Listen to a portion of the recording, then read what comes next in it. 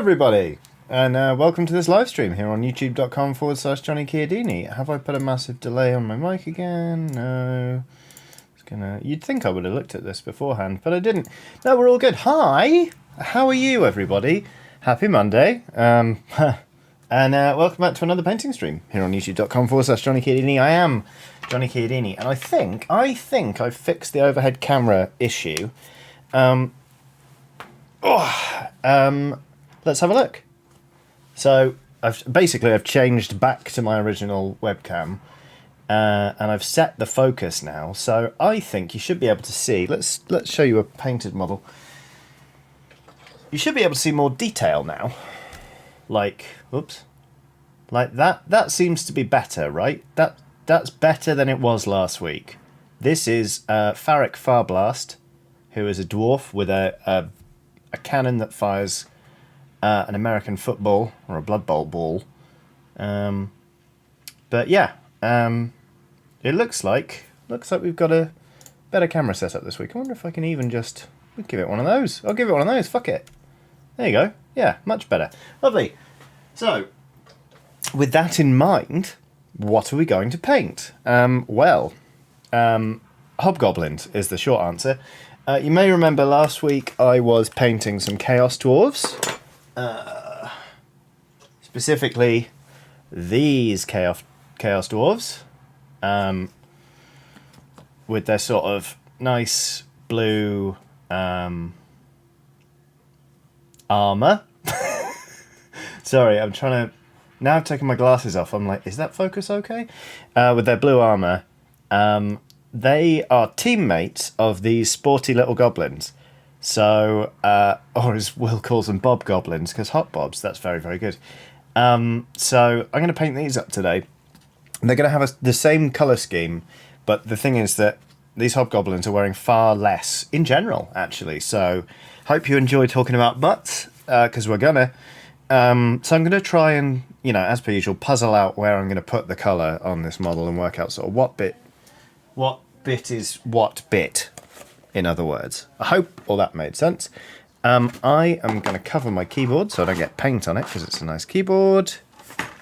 There we go. Hugh says the real question is what brush is being used. Oh, how could I forget? How could I forget that that's how we start these things now?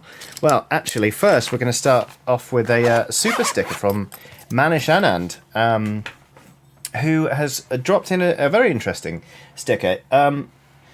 You're aware of... Bloody hell. Right. You'll be aware of pears as a thing. They're a fruit. They're rounder at the bottom than they are at the top. So they're kind of like... whoop, on the little mini cam. This one's got arms and legs and a face, and it seems to enjoy sports. It's got shoes. Hopefully they give it good art support, and it also wears a sports headband. So it's either a sports fan or an athlete, as well as being a piece of fruit. But that's what's going on there. And it's standing quite far away, but it has very long arms, seemingly, because it kind of goes like, oh, and then goes... and sticks a thumb up into the camera, and the thumb looks absolutely enormous. Meanwhile, Nicholas Grammer has done an absolutely gigantic super chat. Nicholas, I'm frankly flabbergasted, because you may have been able to guess from the fact that I yelled "holy fuck," and have been struggling to string together a sentence since then. Nicholas says, "Morning, Johnny. Here's a slightly bigger one than usual. I'll say, really enjoying the God of War playthrough. Not to say I don't enjoy all of your content. I'm buying a house, so probably won't be able to donate like I usually do for a bit.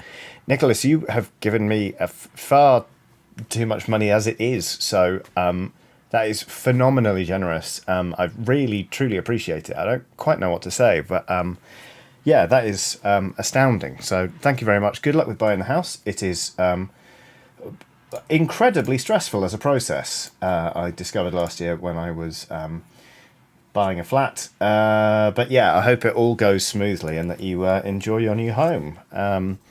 Right, with that said, oh, Sarah Burke says, I'm knitting a dice bag that has no home. Would it be okay if I sent it to you? It's rainbow and super soft, and it's large enough to actually have a hand inside it. That would be lovely, Sarah. Thank you. I do have a P.O. box somebody should be able to share the address with you. Nick Jeffries done a super chat saying, "Hi Johnny, been watching your Horizon Zero Dawn play carefully, so no spoilers. Was amused by your disappointed parent voice at Aloy's meat slurry. Aloy's meat slurry is horrible. Like that's no way to get your nutrients. You know, I'm sure she needs a lot of protein, but that's disgusting." But thank you very, very much, Nick, for the super chat, and hello everybody else that is in the chat, including the Nice Witcher Chartreuse Goose, EA122, Faisal, Corey Haynes, Sarah Burke, WhoMD21, Beaver98, Jack Wood, Will, Peter Fisher, a retro futurologist, CookieCat94, Nevermore, Nicholas Grammer, Yasmin Worry, WizBoom88, Beaver98, Adio You OK, Hermit Prime, Dan Kelleher, Hazel Butt, Kay Oliver, and many, many more. It's good to see you all. Let's paint. But before we paint, babes, here's what we're using today. This is a Rock Ninja number 2. As you can see, it's got bristles. Those help me put paint on the model. Oops, that's the wrong button. That's the right button. There we go. These Rock Ninja brushes, I'm actually really quite impressed with them. They were a present 2 years ago now, I think. Well, coming up on 2 years ago, and they've held up pretty well, which is good. They also came in a nice zip wallet, which is very useful. So yeah. Anyway, we're starting off, and what we're going to do is we've got some Auric Flesh here, which is a base color from Citadel. I think it's really lovely. I think it pops really nicely. So we're gonna start putting that on the hobgoblins, basically. I haven't really painted with this colour very much, but I am excited to because I think it's a very nice green. I kind of, when it comes to painting Warhammer orcs, you know how it goes. Like, I've never been that thrilled with the results I've had in the past, and I think I'm using sort of slightly the wrong greens. But this colour, while it's not going on that evenly, I think, excuse me, a little bit there. I think once it's all on and smooth, it's going to look quite nice. So, because obviously, Oryx are relatively new to Warhammer, the wet orcs, if you prefer. And they're not. I was really excited when they were like, "Here's a new Age of Sigmar faction." You know, the like, rumors being like, "They're some sort of swamp people." I was like, yeah, go on then. They were like, "It's wet orcs." It killed any enthusiasm I had for it. It kind of feels like Dominion as a set did not sell as well as Games Workshop was hoping. Just my personal sort of observation, obviously. Alex Tannenbaum has done a super chat saying, "Thank you for making an amazing, loving, welcoming community. I respect you so much. It borders on lust." You're genuinely the best human. Love Watson too. Alex, that is extremely kind of you. Thank you very, very much for the kind words.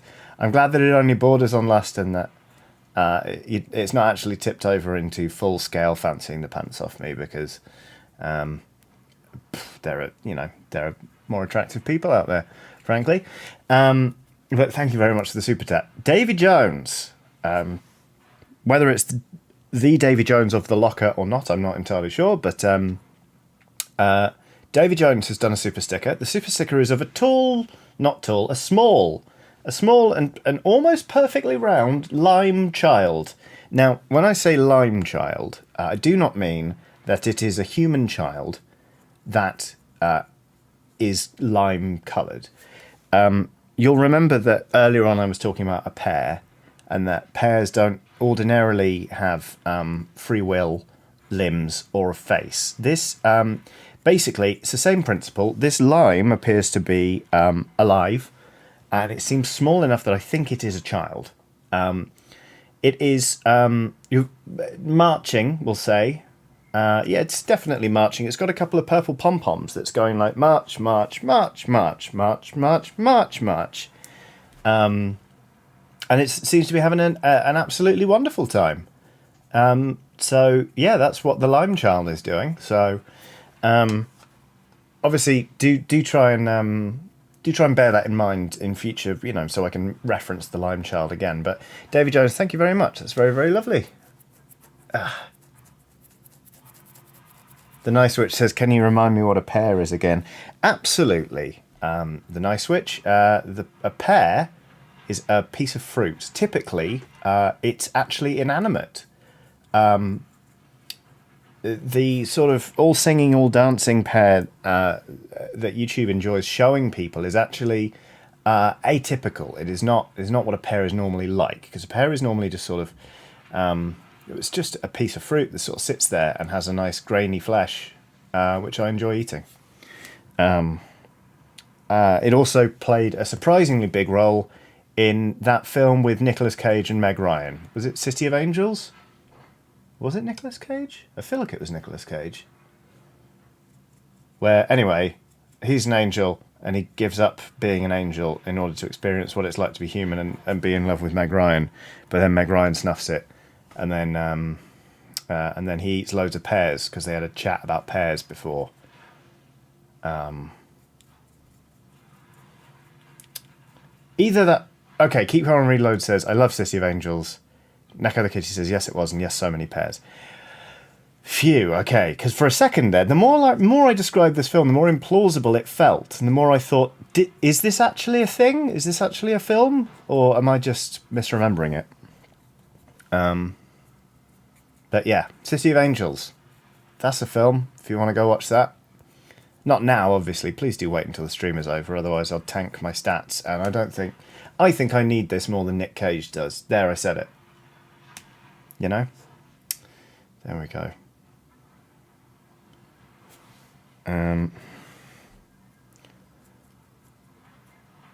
Nicholas Grammer says, possibly a hot take, but I could never stand Meg Ryan. Which I enjoy for two reasons. Number one, that is a relatively spicy take, I think. Meh. But also, it sounds like you've had a lot of dealings with Meg Ryan. It's like, she was always really bratty to me when we were in middle school. I've just never got on with Meg Ryan. She and I, we just never seen eye to eye, you know?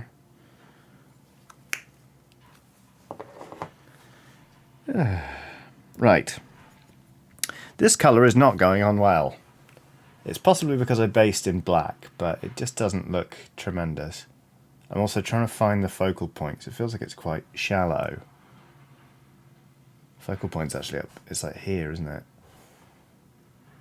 Well, that's good, because it means I've set it correctly to my default return position. Anyway. Ruthie Pinion says, hey, stream friends. Hello, Ruthie. Hermit Prime says, who is this Meg Ryan of which you speak? You mean international film star Meg Ryan? Star of When Harry Met Sally and 6 Days and 7 Nights with Harrison Ford, and You've Got Mail, starring Tom Hanks and Meg Ryan. And also City of Angels, a film that's surprisingly about, like, really quite a lot about pears. How have you never heard of Meg Ryan? Coda Blair says, who is Nick Cage? Sleepless in Seattle also says Nick of the Kitty. I mean, granted, I cannot name a thing she's done recently. Oh, Adio Yoiko says that was Anne Hesh with Harrison Ford. Whoopsie. Sorry, Anne Hesh. If you are watching, I thought you were great in 6 Days and 7 Nights. I just didn't realise you weren't Meg Ryan.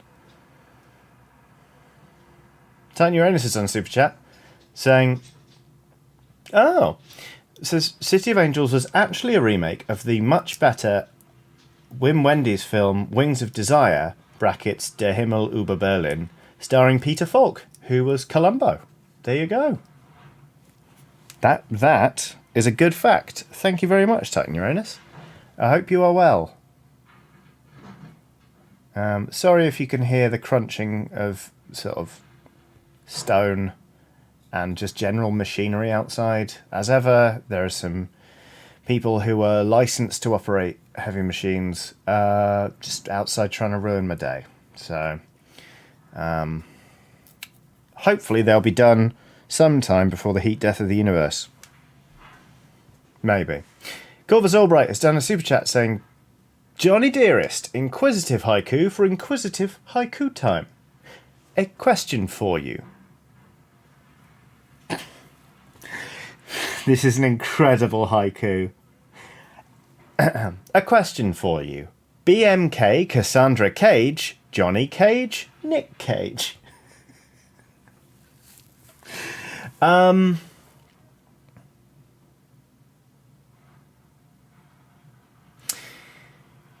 Okay. Bonk Nick Cage. Because that would be a singular experience, wouldn't it? No one would ever believe me, but I'd know. Marry Cassandra Cage, because I'm pretty much exclusively attracted to women. And kill Johnny Cage, because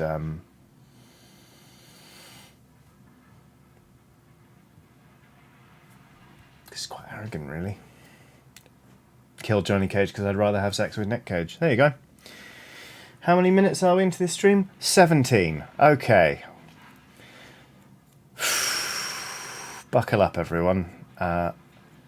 It's going to be a wild one. And also, I've just got a WhatsApp, which I can only assume comes from... No, never mind. There we go.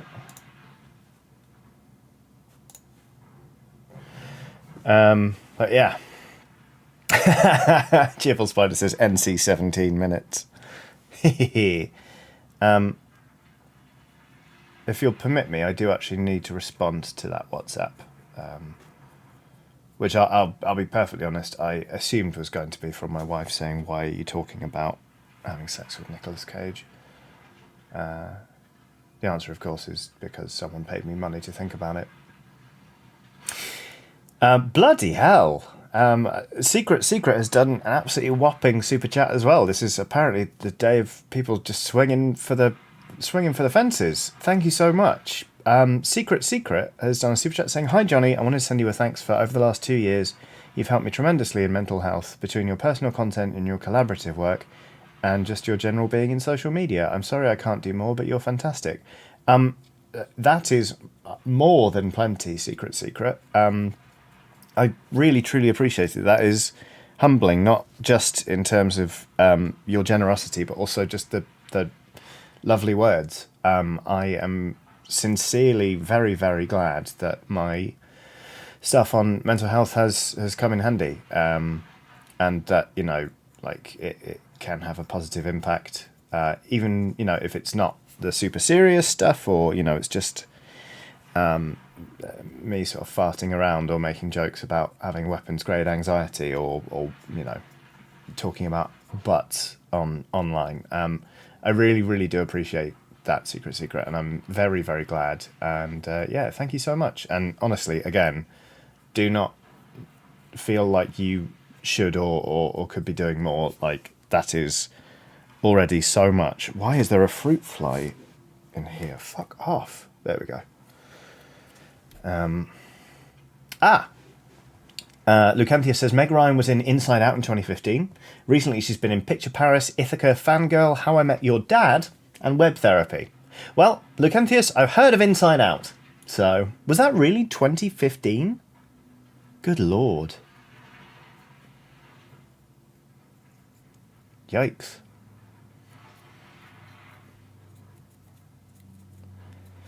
Will asks a very good question. Do you think Nick Cage would get into character before sex? Probably. Which, of course, then begs the question, which iteration of Nick Cage would you bonk? That's a fun game, isn't it, everyone? Dear chat, you are... Here is the question. You are going to have consensual sexual intercourse, assuming you consent, with Nicolas Cage.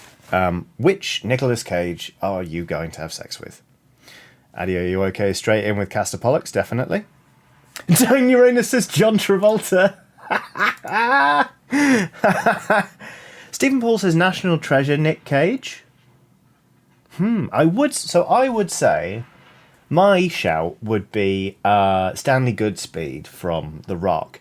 But then actually there is a sex scene in The Rock, and he says the word naughty several times, but in a really weird way.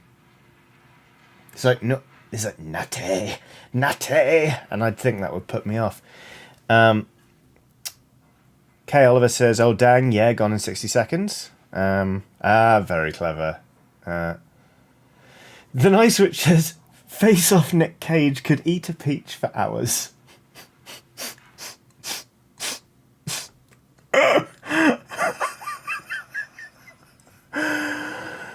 Oh my god. A Chartreuse Goose says, the Wicker Man, Nick Cage.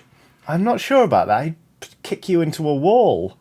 Saul Reed has done a super chat saying, happy to be able to catch a stream and do some painting alongside you today. I usually have to deal with stage setups for touring show, but alas, this week's show has been moved a day forward. It's lovely to see you, Saul. Thank you very much for the super chat. I hope you are well. Sorry, hang on. I do have to reply to a couple of...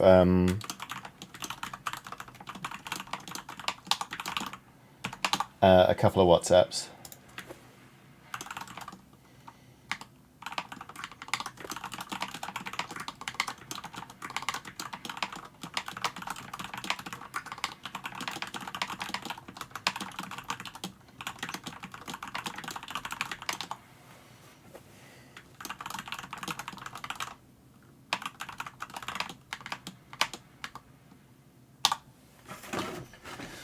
Cool. Titan Uranda says, face off, Nick couldn't kick you due to the magnetic boots. Yes, well. Oh, hang on a minute. There was somebody I was going to reply to earlier. Here we go. Zaltori says, hey Johnny, I'm new to the mini painting scene. Not sure how to prep them for paint though. Any recommendations for beginners? Yes. While chat continues to talk about which iteration of Nicolas Cage they would like to have sex with. Yes, basically, you can see that this model is black. Because these are resin, they normally look like this. They have been primed, which is to say I went outside with a spray can of black primer and I primed them. That is the single most important thing you can do to get a miniature ready for painting. If you don't do that, the paint won't stick and it'll chip off really, really easily. Because these are things you're going to be handling a lot and moving around the table. Priming them is essential. Painting, there's lots of guides out there. I've actually done a guide to miniature painting. It's on the Dicebreaker channel from back when I worked there. But really, you can develop your own techniques. There's no one specific way to do painting. And there's no one specific style. So it's kind of about experimenting and working out what works for you. And just, having fun with it, really. Those would be my tips. All right.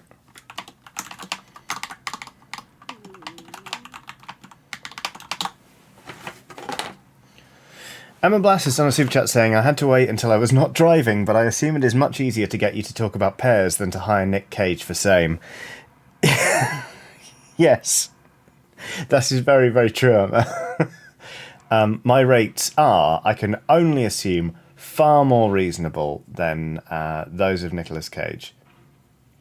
Well, I mean, that kind of implies that Nicolas Cage's rates aren't reasonable. Like, I'm sure Nick Cage is expensive to hire, but also it's Nicolas Cage. He kind of has. He's very, very famous. He's a world-renowned actor, who is just bizarre. So of course he's earned the right to have large fees. I don't know. Rob J says, read Nick Cage, I can't get past the concept of sleeping with the Big Daddy from Kick-Ass. That moustache. That would be an interesting one. Interesting, they said. As though 'twere a museum or an art exhibition. I mean, there'd be something on an exhibition, wouldn't there? Good. 25 minutes in. God, thank God I can't be fired anymore. I mean, the simple fact is that I never would have started conversations like this I would have.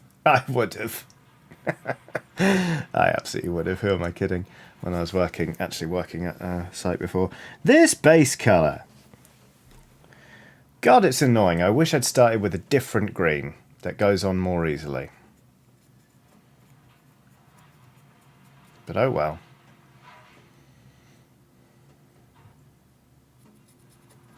Tiny Rainer says, "Ooh, I'm a big daddy." Oh dear. Well, I think, this probably concludes our sex with Nicolas Cage portion of the stream. On to the next cursed topic, I suppose.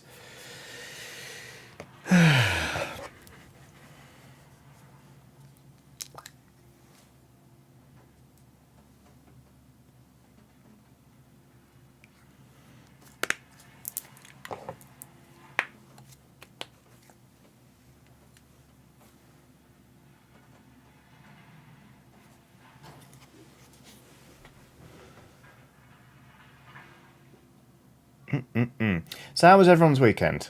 I had a very nice weekend. It was very, very busy, and to be honest with you, my legs are still a little bit tired from walking around, but it was great. A friend came and stayed for their birthday.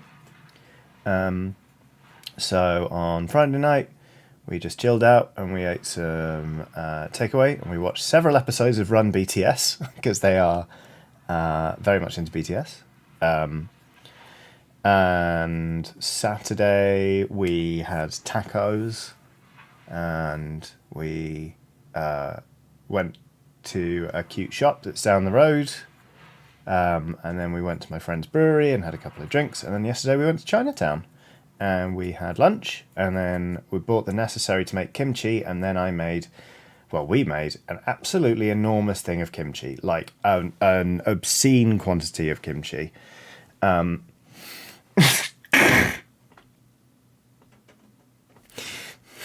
Will says in a super chat, sex with Nicholas Lyndhurst. That one's easy, mate. Sex with Nicholas Lyndhurst. It's him in Goodnight Sweetheart, in which he plays a top shagger across 2 generations, Oh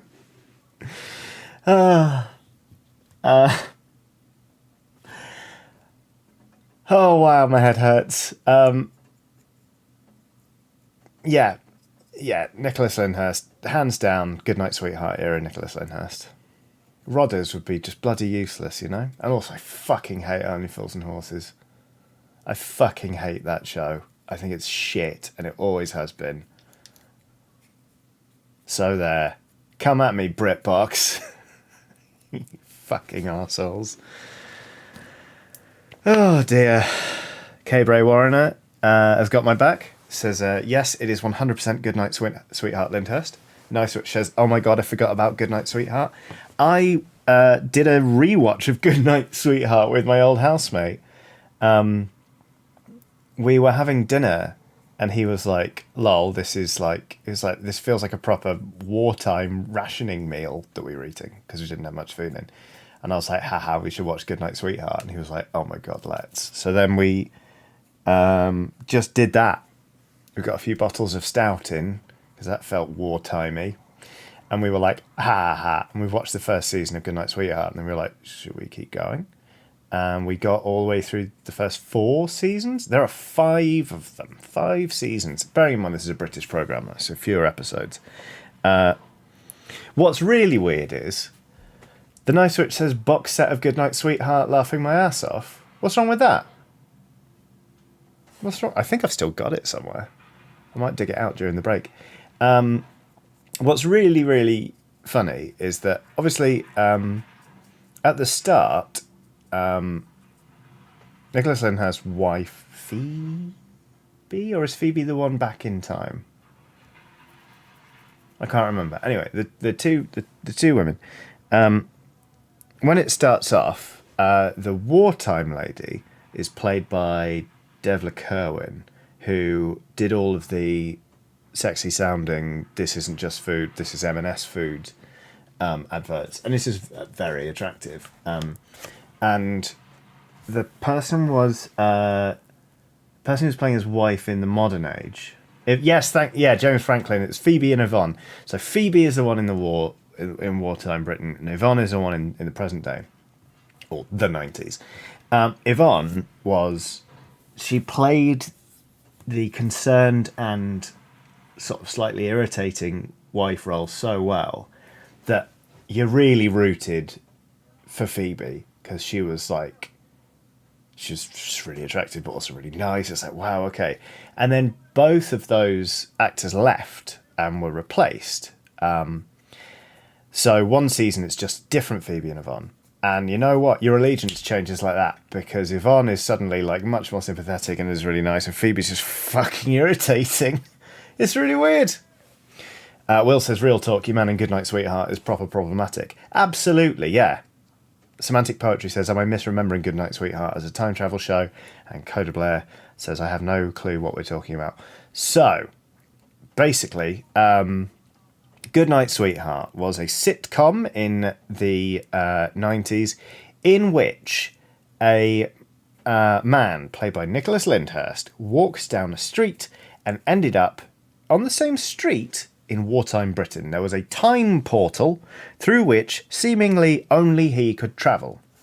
He met, by chance, a woman called Phoebe who worked in a pub, and they basically fell in love, and he started dating her while also maintaining a relationship with his wife in the 90s. He told his best friend, who worked in a printing shop, and was like, basically said, help me counterfeit money so I've got plenty of money in the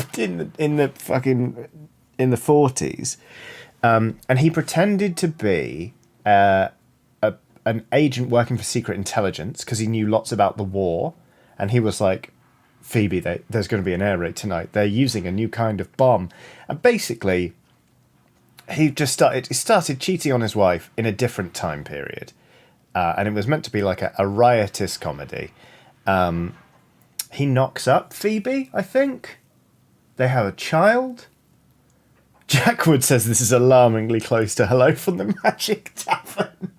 I am Nicholas Lyndhurst, Wizard of the 12th Realm of Ephesius, Master and Light of Shadow, Champion of the Great Halls of Tarakas.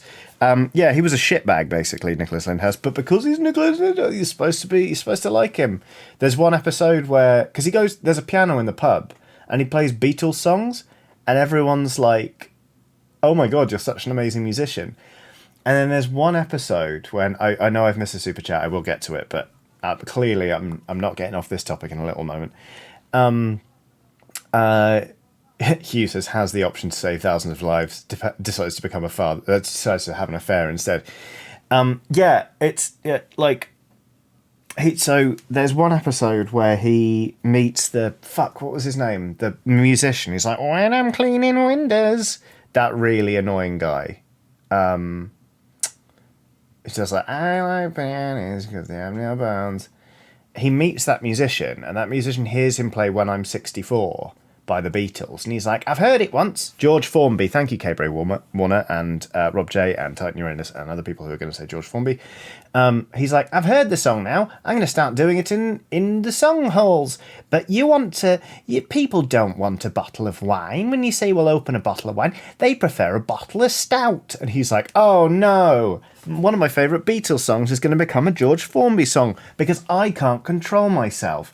So what he does in this episode, I shit you not, he finds out that George Formby has a bit of a drinking problem, which is to say that he's like, I'll remember that as long as I don't get drunk. And it's said to him, not just by him, but it's said to him by somebody else that, like, he has a drinking problem. If he starts, he will not stop.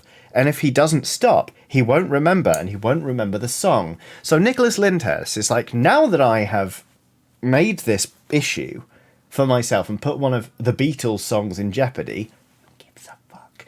He's like, I have to get George Formby hammered so that he doesn't remember the song and it never becomes one of his. So he does. He gets him absolutely leathered. And that's like the episode. It's like, oh, thank goodness for that. There is also one point where John Lennon's dad is in the pub and Nicholas Lyndhurst is playing a Beatles song and his dad doesn't think much of it, and he's like, just you wait and see. It's fucking hilarious. What a show. Absolutely bizarre. Anyway, Ben Church has done a super chat saying, great start to the stream, love your content and community. Gotta leave for work, but look forward to catching up with any more Cage-related chat tonight. Have fun, with a thumbs up emoji. Ben, I hope I got to this before you did go to work, but if not, surprise, I did read it out. I just had to mouth off about Nicholas Lyndhurst for a bit first. So, thank you very, very much for the super chat and for your support. Gosh, what a community we have. We're 36 minutes into this stream, 36 minutes out of 4 hours, and we've already covered so much. And honestly, what a privilege it is to be able to do this for a living. And I really appreciate the support and the indulgence, frankly. I'm amazed anyone is still watching, if I'm perfectly honest. Burrito's done a super chat saying, hi Johnny, how are you? Good to see you. Give it up for them round starchy boys. Also wanted to tip you belatedly for your joke. Cryptozoologists want to believe. Thank you very much, Burrito. I hope you're well. It's good to see you in chat. George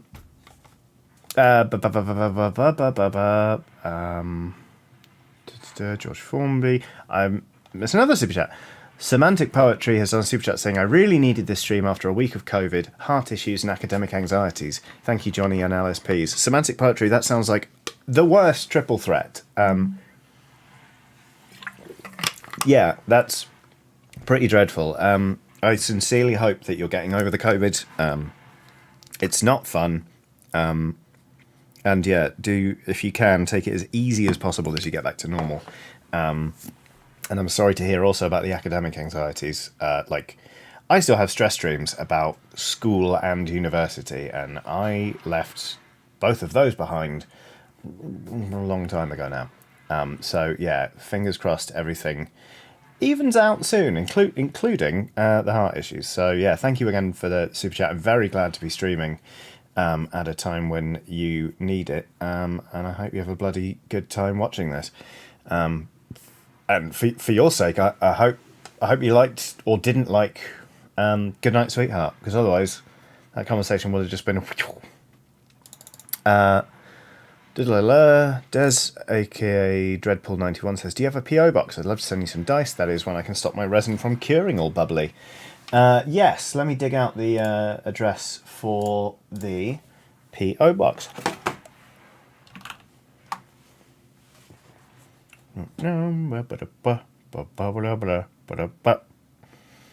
Wait, what? Chaos says, holy crap, go look at the plot synopsis for the 2016 one-off Goodnight Sweetheart special. It takes the bonkers up to 11. There was a 2016 Goodnight Sweetheart special? And nobody told me? What the deuce? That is absolutely preposterous. There is the P.O. Box thing.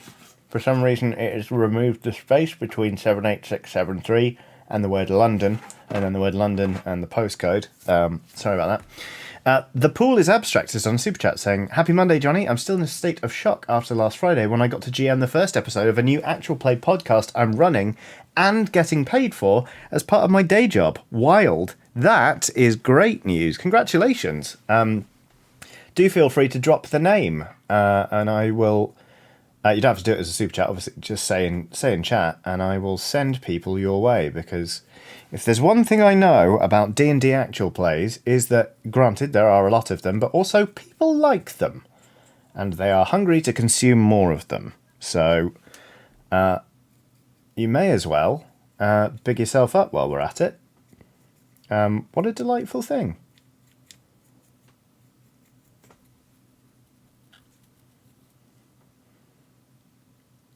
Wait, what? In the... Oh, yeah. What? Oh, my God. The synopsis is this. Time travel comedy series. Gary Sparrow, that's it, Gary Sparrow. Gary Sparrow has been trapped in the past for 17 years. He chooses to stay. Spoilers. He knows that the portal's going to close, but just as the war comes to an end, he decides to stay with Phoebe. But according to Will, the synopsis or the outline of the special is Gary Sparrow has been trapped in the past for 17 years, but his decision to witness his own birth sees him catapulted into 2016. He decides to witness his own birth.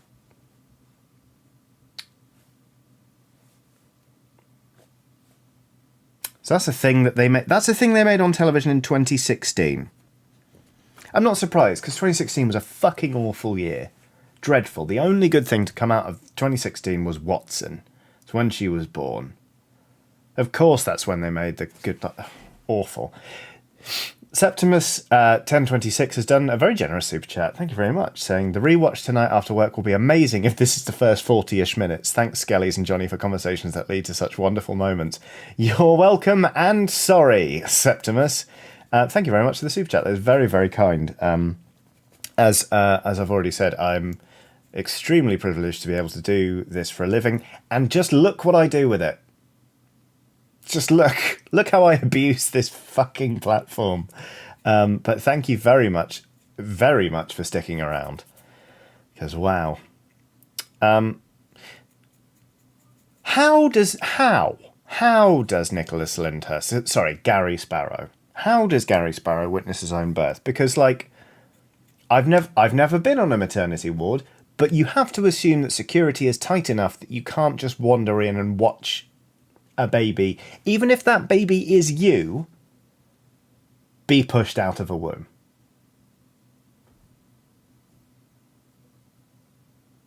You know? Like, how does this happen? I need to know. Maybe we should do a watch along. Dare we? No, we shouldn't. Oh my god.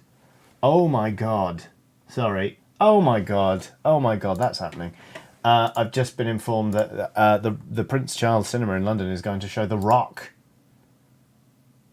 Talking of Nick Cage, I'm putting that in my calendar right now.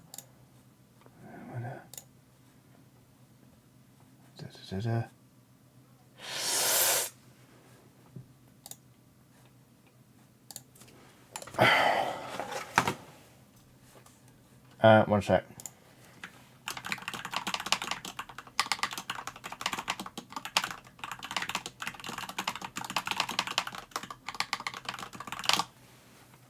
Michaela Hawkins has done a super chat saying, I'm later than I wanted to be, so I sped up the playback to 1.5 times. I'm sorry, Johnny, but you make a funny chipmunk that I can't handle at work. I'm just sorry that you had to absorb everything we've discussed over the course of this stream so far in, like, less time. Like, it's a lot to process slowed down, let alone played at 1.5 times speed. Holy shit. Emma Benton's in chat. Hello, Emma. I hope you're well. It is very good to see you. I hope you had a lovely weekend. I did not mean The Rock. I meant that the Prince Charles Cinema is going to show Nicolas Cage film The Rock, in which Nicolas Cage plays Stanley Goodspeed, the version of Nick Cage I would choose to have sex with. There you go. Alex Tannenbaum has done another super chat saying, I hope to visit the UK sometime in the next year or so, and I hope to meet/see you live. Brackets, sorry if that's creepy after the last comment. Only if you try and have sex with me. Please do not try and have sex with me. No, that is not creepy at all, Alex. Yeah, it would be good to do more live shows and stuff in the next year. I mean, it feels like shows are returning and people are feeling more confident about visiting them. So with any luck, we'll get there. In fact, let's have a little segue. There are two things I should be talking about, really. Number one is that I am doing a live show. I'm doing a live show next month on Thursday, the 7th of April, at WASD, which is a games show in Tobacco Dock. If you remember EGX Rezzed, it is actually the people who are making the show used to be the people who put on Rezzed, but they're no longer at Repop, and they're putting on their own show called WASD. And I am doing a live show in the evening of the Thursday. I'm going to be running a live game of Dread with some great guests. Gav Murphy from RKG, Einald Tomlinson, and Imogen Mellor. And yeah, we're going to play a live game of Dread with 2 people from the audience. Dread, of course, is a horror RPG in which there are no dice, but if you want to do something where you would normally roll, you pull a block from a Jenga tower or a non-branded puzzle adventure building game tower. If the tower falls, your character is dead. That's Dread. It is great. The other thing is that if you are a UK resident, apologies to anyone outside of the UK, but there is still a competition going on as part of Comic Relief this year. Comic Relief is on Friday, where basically you can win a trip to Osea Island, which is an island off the coast of Essex, where you can just have you and a friend, probably your best friend, who knows. We'll do some archery, stay in the captain's cabin for 2 nights, and also play a game of Dungeons & Dragons DM'd by myself with the Oxventurers Guild. It promises to be a lot of silly fun. If you go to tinyurl.com/oxisland, OXISLAND, you can see all the details there and you can enter. I believe the prize draw is on Friday. So there we go. Chaos says, does it have to be you and a friend?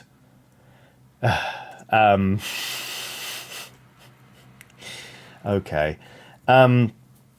Des aka Dreadpool91 says, do you know if the Red Nose Day Oxventure will end up on YouTube? Red Nose Day people haven't advertised it very well.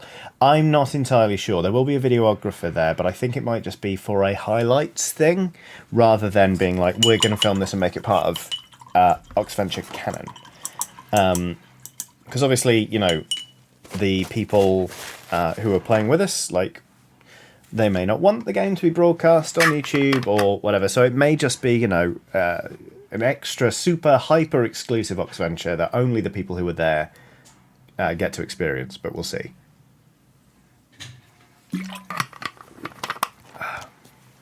Wayhan Lim says, the good thing is, as a playable character, the Oxventurers will probably leave you alive and not horribly tortured. Probably. Probably. Hopefully, anyway, hey. I have had my headphones on this entire time and I've not put music on. I normally have a little bit of music playing on the background. Chris Ashworth has done a super chat saying, I can't remember if I've asked before, but have you ever played or DM'd Dark Heresy? I have not. Oh, excuse me. I have not, Chris. Is it good? Sailing K says, Johnny, will the game of Dread make it online for those of us who are international and cannot attend for logistical reasons? I don't know. I don't know if it's being filmed or streamed. I suspect it might not be, but that could change. Or that I could be wrong. I'm not sure. Watch this space, basically. Jules Wink says, hello, Johnny. Finally managed to catch a live stream. Greetings from Germany. Hello, I hope you're very well. Right. Okay, so we've laid down a base colour now on these hobgoblins. Now it would be good to get... Basically, we just need blue on there. That's metal. Good. That's leather. So we've got... Chaos Dwarf here. Who's on the same team. It's basically just in blue. And they've got some copper on there. Oh, and there's cream, of course, there's cream. Oh, I could do cream armour then. And do blue as the loincloths. Do I want to do cream armour? I don't know. Scott Jacobs says, I recall a while back you got a Scrimshaw pocket knife as a gift. Did you ever finish it? And if so, are there pics? Cheers. I haven't finished it, but I've done some work on it. Where is it? I think it might be by the front door. Because, you know, everyone needs a front door knife. But yes, I've been working on it. It's good. There's a whale on one side and a hatchet on the other. Thank you for the super chat, Scott. I will... Where have I put it? I don't know. I'll show it off sometime. Okay.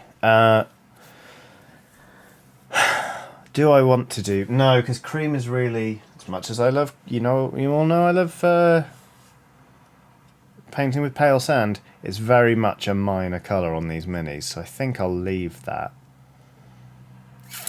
But I don't want to do all metal armour, so I do want that to be blue. I might just make that sort of a brown for the loincloth. It's really bothering me now. Where is that knife? It might be on the desk, actually. Give me a sec. Huh. Is it there? No. Not sure. Hopefully it'll turn up. Okay. Mr. Tom for the win is in chat. Hello.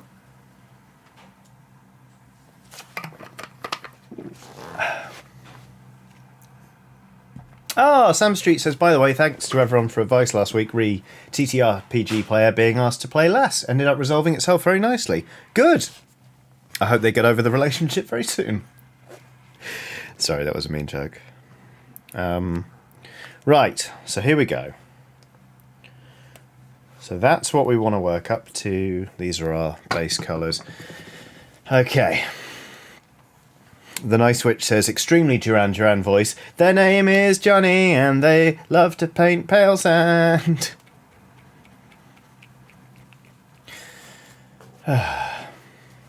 Sam Street says, ouch, Johnny. Sorry, Sam, I'm joking.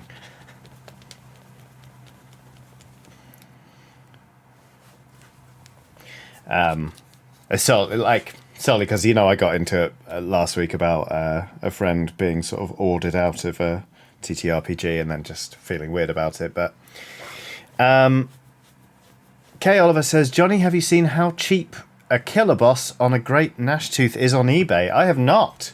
How cheap is it? I don't know if that was a setup for a joke, but Chris Ashworth has done a super chat saying, it's pretty good Warhammer 40k investigative game, very similar to Call of Cthulhu in terms of game mechanics, if you've ever played that. I played Call of Cthulhu once, and it was fun. I liked it. I will check it out.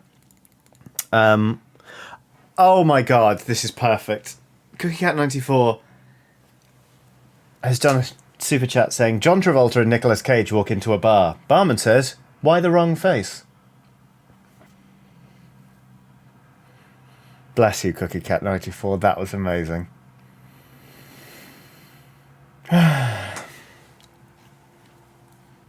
Outstanding. Right, let's get some base coats down on this armour. Levi Coffey's done a super chat saying, sorry if it was asked earlier, but did you ever come to a consensus re eggs and pint glasses? Ah, yes, here we go. If you're not on Twitter, frankly, congratulations. But you may have missed that I posted a poll about eggs and pint glasses, because, as I said earlier, on Saturday, I went to my friend's brewery, and we caught up over a few drinks. I'm going to change brush. I'll change brush after I've talked about this, because obviously... Anyway, we went to the brewery. We're chatting to our friend John, who recently they'd had the staff Christmas party, because people who work in hospitality or, like anything customer-facing don't have time in December to have a Christmas party. And apparently at the Christmas party, they had a massive long debate about how many fried eggs you can fit in a pint glass. We're talking medium-sized eggs. That brush is completely hardened. What on earth did I use that with? Oh, I used it with primer. Stupid. We're talking medium-sized eggs, and we are talking a UK measurement pint glass, which is 568 millilitres. The rules are that you fry them up, basically sunny side up. So the minute the white is set, it's done. And the aim is minimum manipulation. So you're aiming not to break the yolks. So you can sort of gently push them down, but you can't mash them up or anything. If a yolk does break over the course of eggs being stacked up or whatever, that's okay. But generally speaking, you're trying not to break the yolks. It's a conic pint glass as well, so it's slightly narrower at the bottom than the top. People went absolutely wild. There were some people saying like easily 20. Debate has raged on to the point where my friend John is just going to get some eggs in a pint glass and he's going to do it to find out. I reckon, I quite firmly believe it's 8. I don't think you can get more than 8 fried eggs in a pint glass. But there are some people out there who are saying like a ridiculous number, like 20. So yeah, that's that. You know what? That debate was a surprising amount of my weekend. Like a lot of it. My wife asked on Instagram in stories about it, and is still getting messages today from people. The debate is really raging on. So Hackney Brewery is amazing.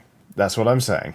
That's the bottom line of this. Drink Hackney Brewery. It's a great beer, and stay tuned for news about eggs and pint glasses. So, in answer to your question, Levi, no, we did not find a definitive answer, but one is coming. I'm considering, when John eventually decides to find out how many fried eggs you can fit in a pint glass, I'm considering going along with a camera and filming it. But we'll see. Because also, like, that's just going to be a weird day, isn't it? It's going to be pretty strange. So no promises, but I might film it and put it on the channel. We'll see if John fancies it. John's been not on my channel before, but I've made stuff with John before. I went to Hackney Brewery to make beer once for cooking Keardine's Kitchen. We made Cadwenny Stout from The Witcher 3 and got Doug Cockle, the voice of Geralt of Rivia, to try it. It was a video, that's what they're called, of which I was proud. So there. I've missed a bit of skin on this particular hobgoblin. That's annoying. But oh well. We will get there.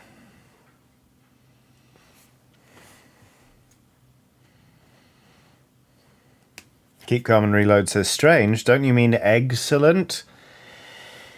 Oof. I suppose I do, yes.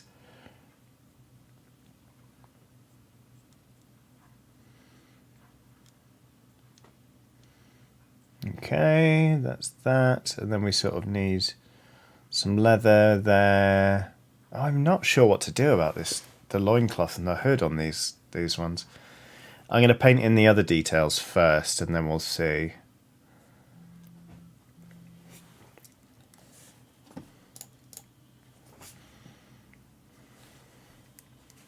Zega Genesis says, is this Sea of Thieves, John? Yes, it is. Or one of them, anyway.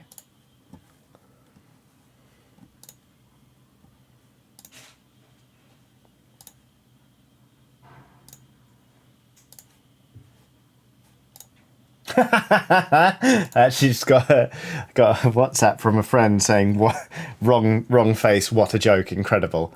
Hi, Reese. Nice to see you.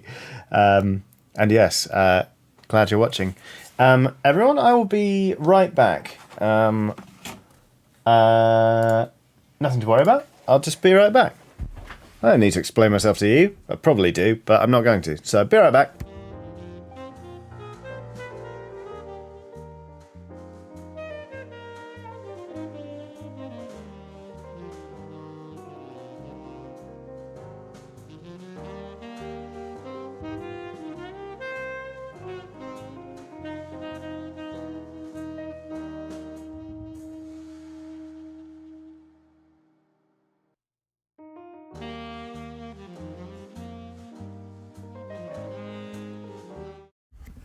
Yeah.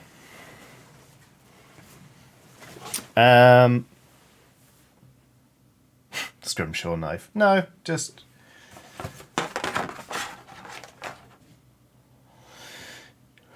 Honestly, I'm worried, laughing my ass off. No, you're fine. My wife was just leaving the house, so I was just saying bye. Do not worry. It is all okay.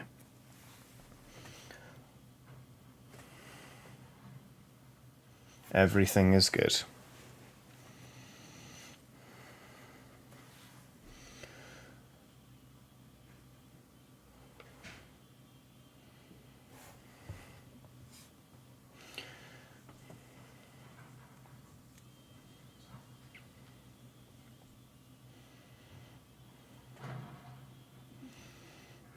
Right. Onwards. Oh yeah, I missed a super chat from Good Luck or a Quick Death, but there was no message in the super chat, so, you know, did I miss it? If a tree falls in the wood and no one is there to say thank you for the super chat, does it really chat? It does. Thank you very much, Good Luck or a Quick Death, for your support as ever. I really, truly appreciate it. You are as kind as you are stoic. And Simply Dave has done a super chat saying, just wanted to suggest you might look into contacting Loading Ready Run and maybe look into participating in a Dice Friends with them. I think your principles align. I think you could have a bi-directional crossover appeal. Just wanted to suggest you might look into contacting Loading Ready Run and maybe look into participating in a Dice Friends with them. I think your principles align, and I think you could have a bi-directional crossover appeal. Thank you for the heads up, Simply Dave. I will look up Loading Ready Run.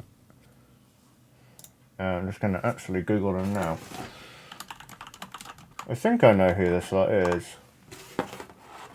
Loading Ready Run? Oh, no, wait, they're a Canadian group. Oh, I don't know them. Yeah, I'll have a look. Thank you, Simply Dave. Cool, yeah. Cases, did you miss my Killer Boss explanation? I did. Why is it so cheap? Where's it gone? Killer Boss is a cool model, and £10 is just really cheap for a model that's nice. That's all. Haha.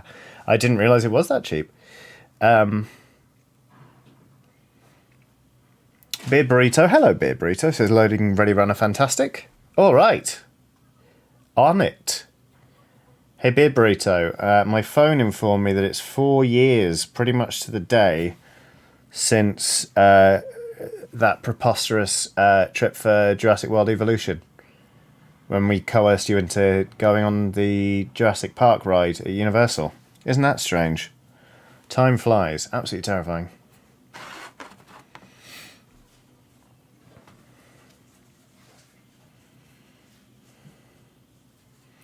Aha, I see the egg conversation has naturally gone to people talking about the volume of both things and how much displacement the displacement there'll be.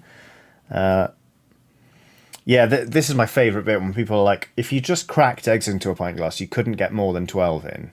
You could maybe get 13 in. And then there's still people being like, fuck you, I don't care. It's 20, and it's brilliant. What was I going to say?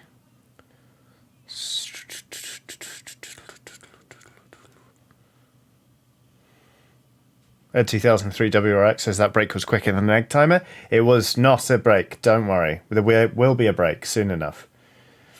The Nice Switch says 40 eggs easy. Hen eggs, though. Hen eggs, not quail eggs. No, not mouse eggs. Hen's eggs. Akira has done a super sticker.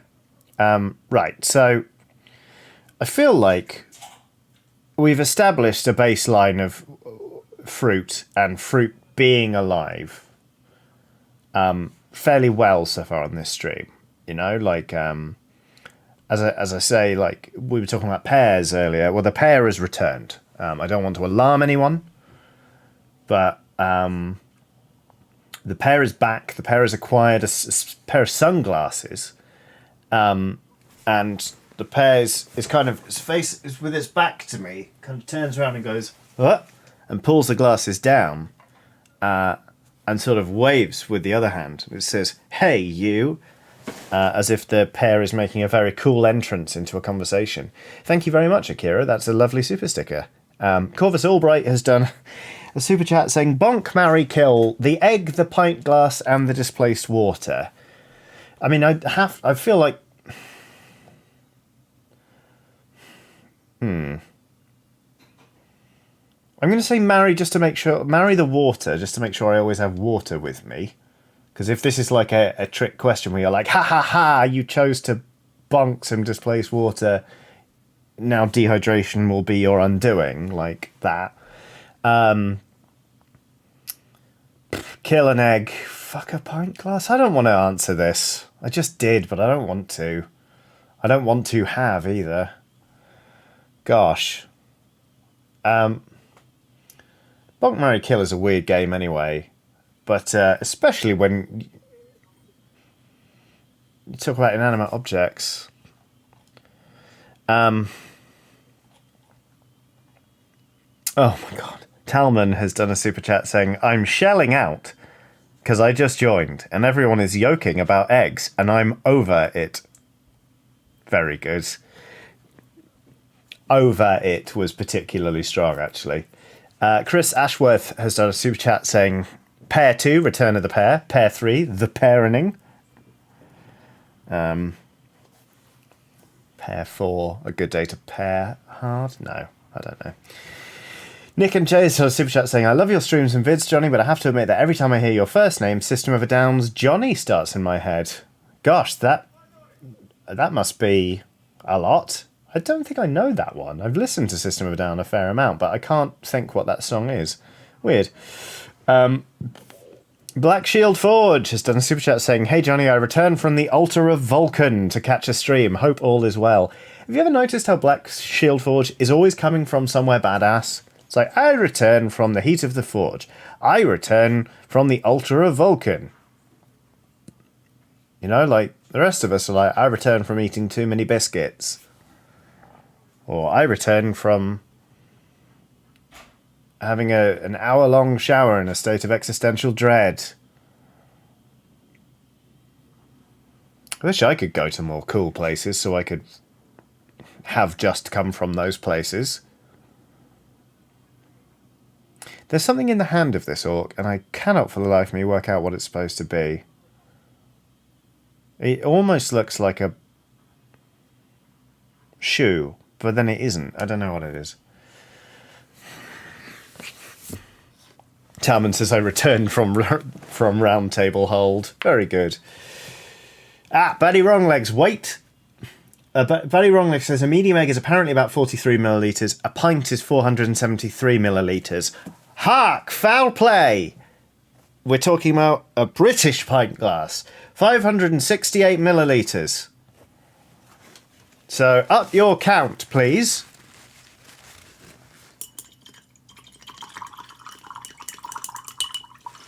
John Freeman says, I return from eating too many biscuits in the shower in a state of existential dread.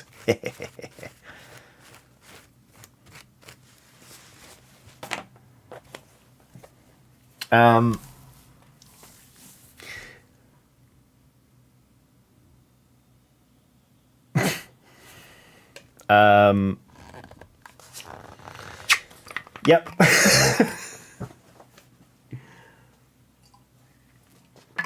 How are we all doing? Mally Mike says, why British pint different? There are lots of measurements that are different in the US to the UK, and that's one of them. Oh yeah, that's right, I wanted more paint.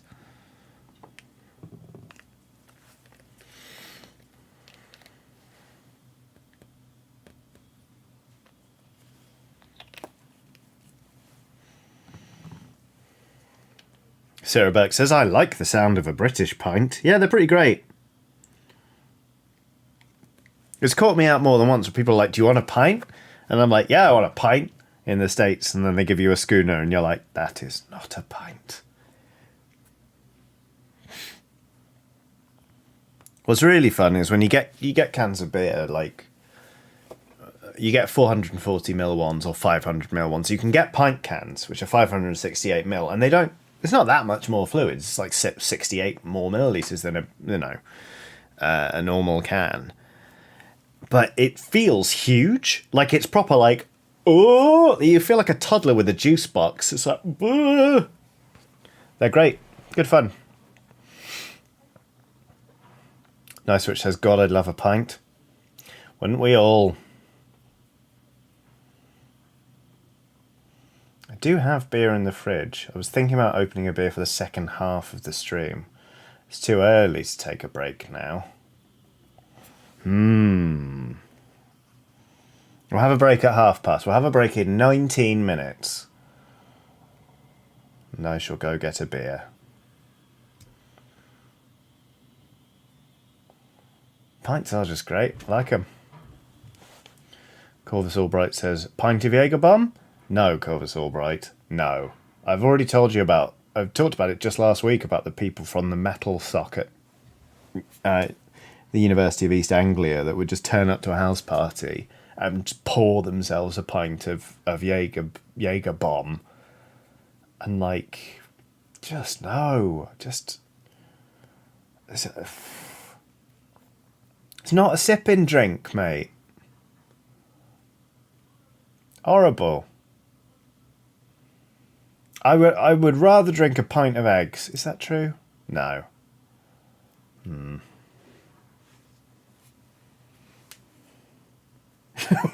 Will says, oh, that's so fucking try hard. It was, you know what? That was the worst thing about it, really. It wasn't just that it was like, that they were stinking out the house, like quaffing a pint of of what Rotten Nuke says that's a Jaeger. Rotten Luck says that's a Jaeger nuke. Yeah, they were just quaffing like Jaeger nukes. It was the fact that they all did it and they were just like, yeah, I'm a fucking badass. It's like, no, you're a child. You're a child. Anyway, Nick Jeffrey is on a super chat saying, just want you to know how glad I am you're streaming. That and Aloy are helping take my mind off the fact that today would have been my mum's birthday. Yeah, that's rough, Nick. I'm very glad that I'm able to stream and take that off your mind. I know it can't be easy, especially on days like this. So, you know, as ever, I appreciate your support, but I hope you're all right. And yeah, that you do have a good day, despite it being sort of somewhat charged.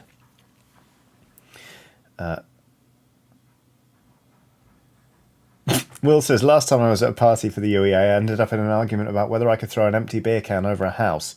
I could not. I feel confident that you, Will, could throw a full beer can, a sealed beer can over a house. But an empty one? That is tough. That is difficult.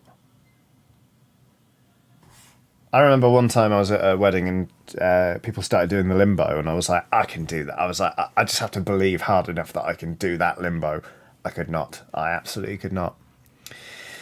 Will says it was scrunched up. Oh, that's still difficult. Like, it's so light, you know, even scrunched up. That's hard. Hermit Prime says, my brother goes to UEA, small world. Have you two gone to the waterfront and stuck to the floor? Because if they've ever mopped that floor, I don't know about it. Used to go to Raucous at UEA, which was the sort of rock night. It was fun. It was especially good when people from the LARP Society would come direct from meets to it. So you'd have people dressed as elves, just sort of dancing ethereally to Disturbed. It was very particular. It's very of its time. You can get any of that stuff at King's College London.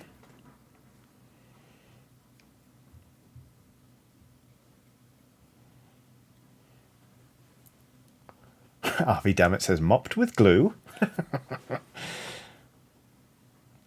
hope you're well, Harvey Dammit. It makes me very happy every time I go to the painting channel on Johnny Keir Discord, that someone is extolling the virtues of Pro Acryl Bold Titanium White. The paint that is good. People just seem to be constantly finding new uses for it, which is very nice. Will says, I miss Rock Nights. What a weird crowd they attract. They really do, you know, and they're fun. They're wholesome. They're bizarre, but also just kind of great.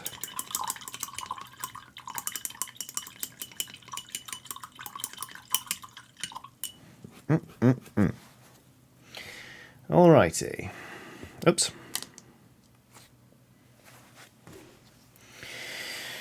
Hobgoblins.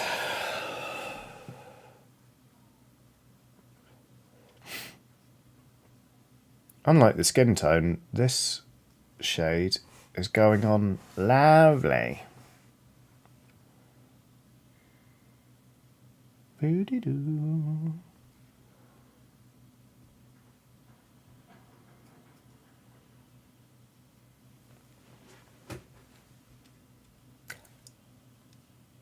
Apparently the ham meat crowd bought out Element Games' supply of it the weekend before last. Amazing. That's outstanding.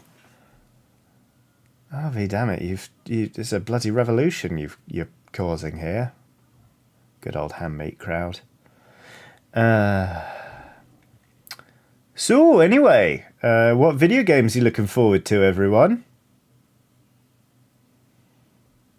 I kind of feel like I'm surprisingly out of the loop because I've stopped chasing the release schedule because there are channels much bigger than me streaming all of the latest games. So why don't I just do something a bit different? Kirby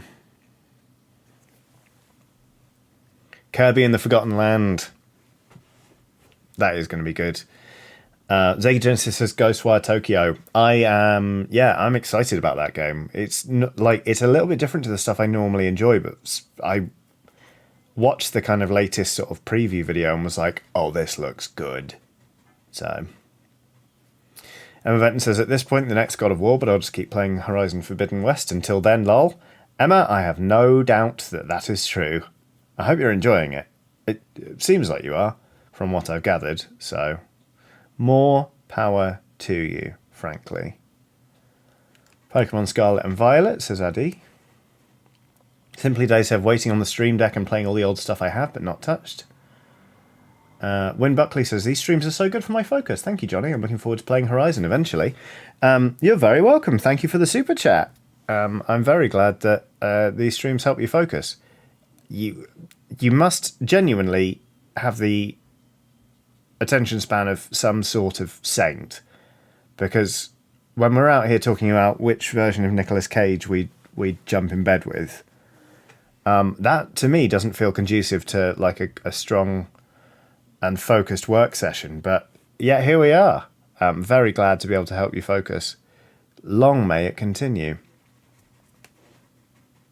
Steam Deck, not Stream Deck. Thanks, Simply Dave. Yeah, fucking those. Yeah, it's really annoying. I never say it right. I always get it the wrong way around.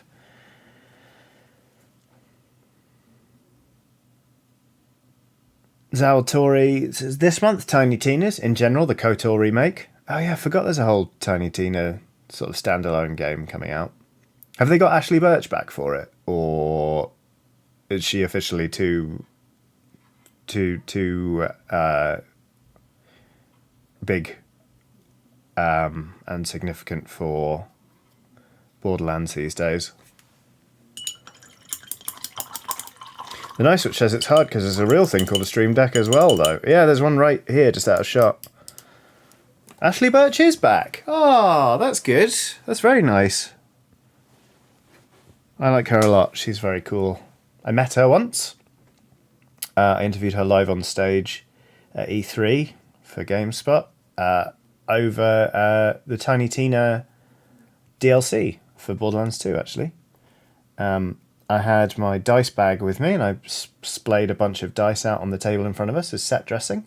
And she was like, wow, that D6 is cool. So I gave her the D6 at the end of the end of the interview, behave yourselves.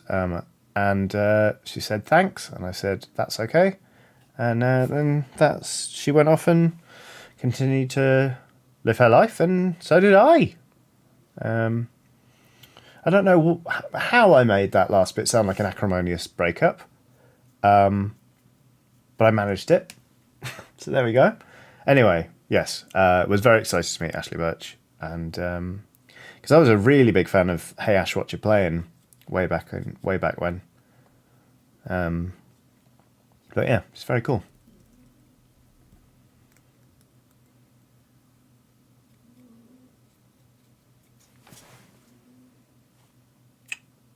I didn't think there was a cat in this room, but apparently there is, and apparently she's asleep and is snoring. So there we go. Okay, these are getting there, aren't they? Is that a bit of metal? Yes, but it's a different sort of metal. I've missed the ears on this bastard.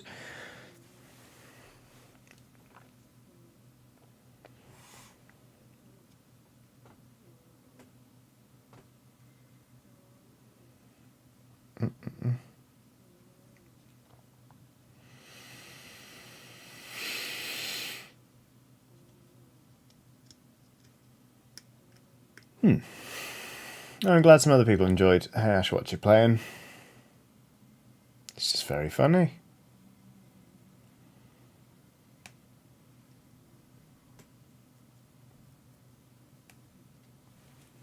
Neko the Kitty says, Luna Cat, can we hope to be serenaded later during the stream? Oh, I'm sure she'll come and sing us the song of her people.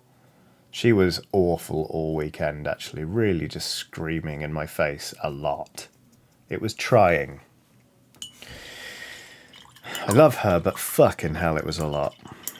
Chris Worsley has done a super chat saying, just for being the wonderful person you are, have you seen the vid of a guy building a resin diorama of the ship from far changing tides? Very chill. Someone tweeted me a picture of it and it looks amazing, but I haven't looked at any video of it. It looked very cool.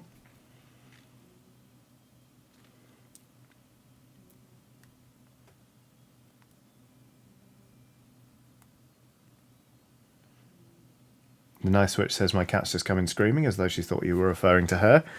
They just have a sixth sense for these things, don't they? It's like, oh, time to be an asshole. Where's a human? They're absolutely incorrigible. Right. Paint. Ideally lead belcher.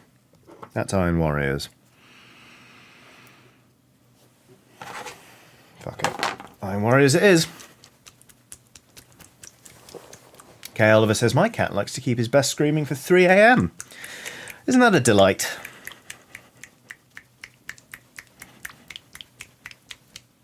James Franklin says, also kind of excited about the Mario Kart 8 DLC in a week or so. It's not Mario Kart 9, but I just want some new tracks to play. Is it already starting? Because, like, they're putting out, like, what, 54 new tracks for Mario Kart 8 for, like, 20 quid or something over the course of a couple of years. I am so in. So in. Because, like, I fucking love Mario Kart. Why haven't I ever streamed Mario Kart? Well, that's Thursday sorted. Fuck, I love Mario Kart. Nice Witch says, Mario Kart Skelly tournament when? Thursday. Thursday, motherfuckers.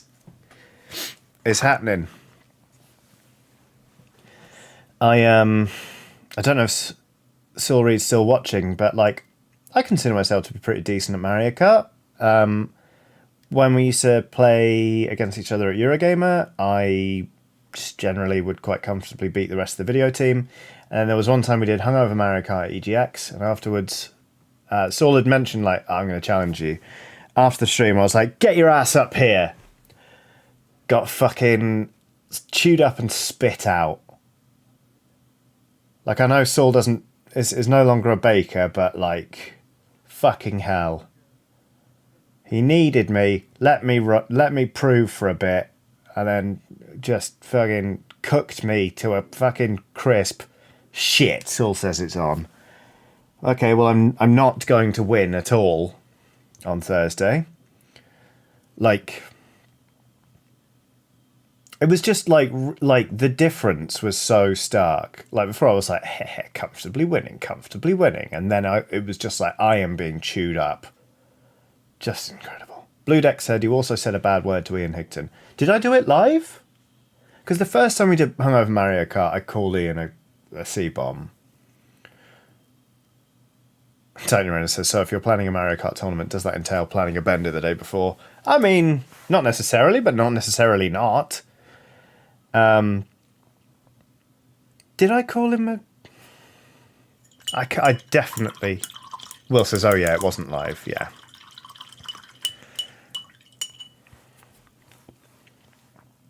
Good. Yeah. Because even on this channel, you know, like, this is my channel. What you know, I set my own parameters. I try not to say it. So. Saul says, I might get called into work, Johnny. You never know. Yeah. I mean, do tell me more about work. Like, you know, like, you know, how's it going? How come you might get called in? Like, under what circumstances might that happen? What's their telephone number? You know, like, just come on, just like, let's catch up, Saul. It's been a while.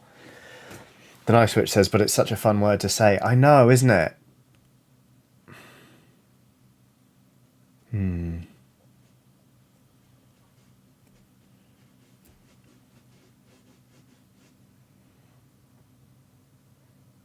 It is a fun word to say. I say it a lot. Like a lot. But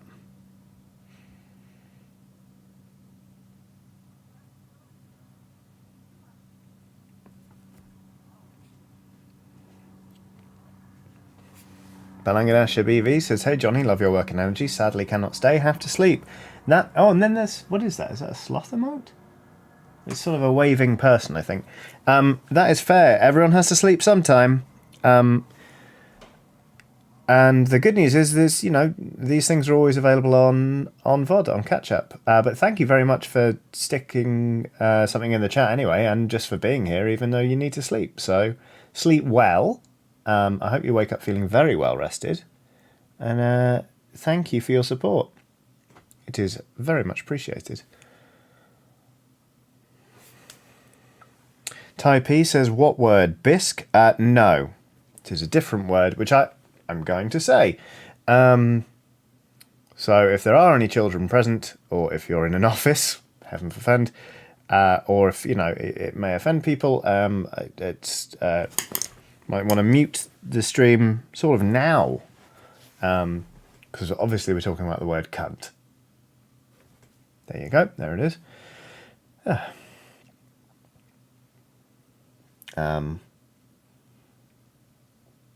Which, is a much worse word in the States. Much, much worse than it is here. And, in Scotland, it is used liberally so much. I forgot about it. I forgot about that word being so much more charged. And the last time I was at PAX, I was hanging out with a couple of friends from sort of the PAX team, and I dropped it twice in the space of about 20 seconds. I was just like, yeah, they're a, and if they weren't such a fucking, and then I think it was Wheels was like, Johnny. I was like, oh, I'm sorry. It's just as easy as breathing.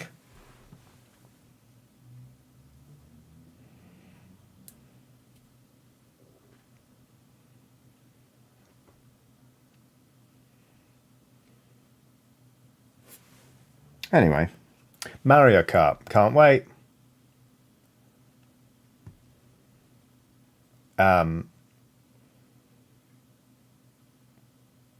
Who is my go-to character? God, has it been that long? I like playing as Link. I used to absolutely bloody love playing as heavy racers. Like Double Dash, my go-to was Wario, especially in his weird little Cadillac. But since then I've gone for lighter racers. It's just an exquisite game, isn't it? And I can't wait to be embarrassed for 4 hours. Because it's going to be pretty intense, I think. At least until Saul has to go into work for an emergency that is sort of unspecified. Just a weird sort of unspecified anonymous tip-off that means that Saul, and only Saul specifically, has to go to work. But Akira's the Shy Guy is my go-to. Strong. Like Shy Guy. Wow. I have to say, I really love Mario Kart, and I think Mario Kart 8 on the Switch is incredible. It's probably the best Mario Kart there's ever been, and I was a die-hard Double Dash fan. But did we really need all of Bowser's children to be on the roster?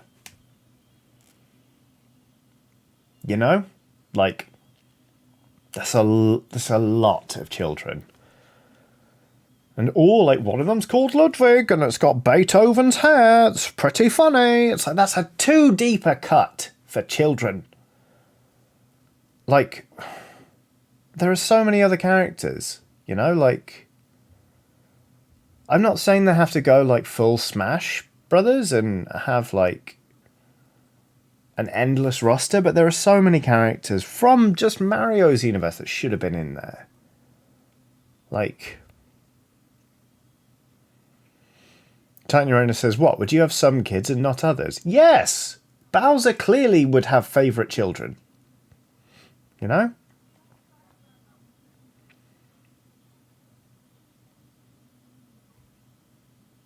Like, I just feel like there are so many, you know, more characters that could be in there. What would you, if you could choose any character, stick him in Mario Kart, who would it be? From, obviously, Nintendo. Will says a good point. Bowser has favourite children. It's Bowser Jr. Right? Anonymous says, do you expect Bowser to tell half his kids, no, you can't come to the race? Yes! When it's a case of, like, squeezing out other people. Rudy Gerber says, the dog from Duck Hunt. Charlie Stack says, the hat from Odyssey. Samus says, Nick and Jay. That's a good one. Bayonetta. John Travolta says, Cheerful Spider. Kay Oliver says, Bowsette, definitely.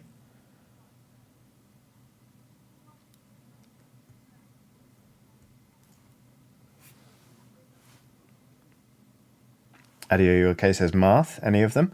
Oh, yeah, I used to main Marth in one of the Smash Brothers. Now my main is Samus. Or Captain Falcon.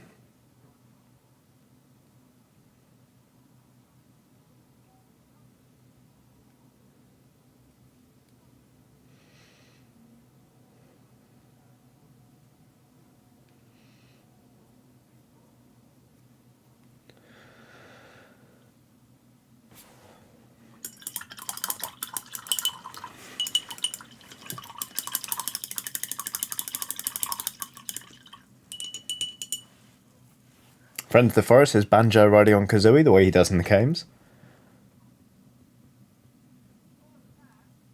Christopher Needham says Birdette, by which I mean Birdo, but referred to using her chosen name as opposed to her birth or given name Nintendo. Birdo's amazing. Yeah, Birdo's not in Mario Kart 8, is she? Is she? Yeah. But anyway, like... I just... Yeah. There's too many kids. Too many kids.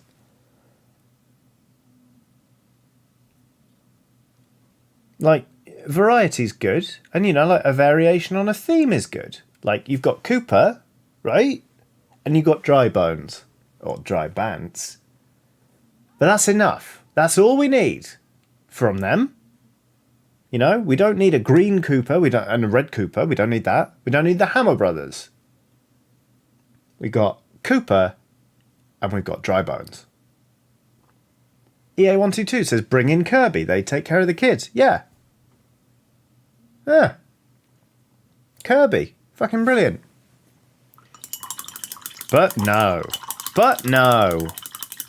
We've got all of Bowser's children. He doesn't even want to fucking win the races. He's using these for free childcare. Free childcare. Well, his kids are just spitting fucking carbon emissions into the atmosphere. And he's like, ho, ho, ho, this is very good. A lot of people saying Ninja. Who's Ninja? I can't remember. I just, like...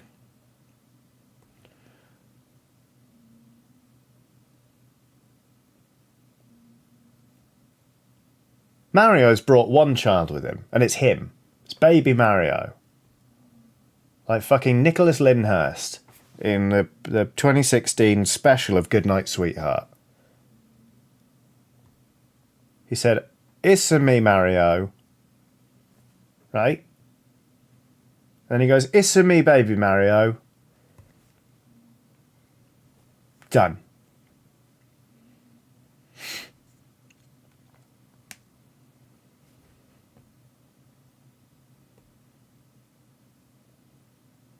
Although, is Metal Mario in Mario Kart? Ninja's in the latest Mario Golf. Ellen plays him on the 2 new courses on Oxtra. Ninja? Mario Golf, there's a game I was really excited for and then haven't played very much. I'm going to Google Ninja.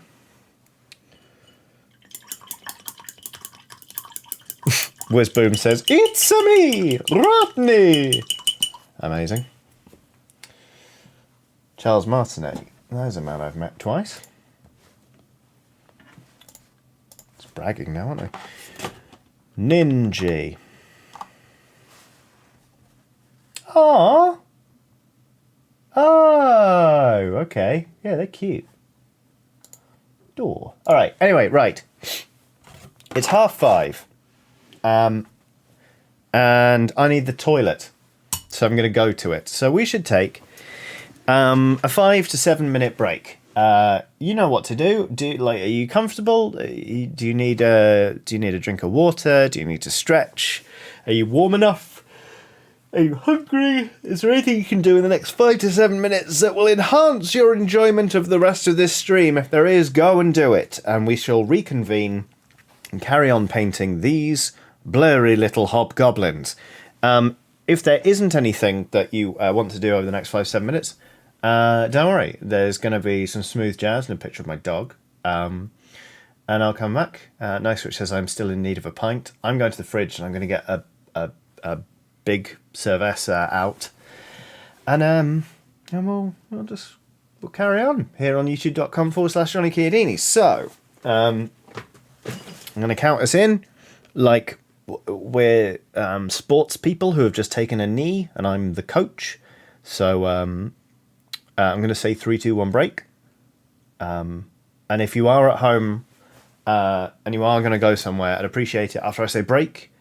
You stand up and you clap twice and say, "Okay, let's go." Like you're trying to amp up the rest of the team, so that we come back stronger in the second half and do the good sport. So if everyone's ready. I'll be coach, you be team. So 3, 2, 1, break.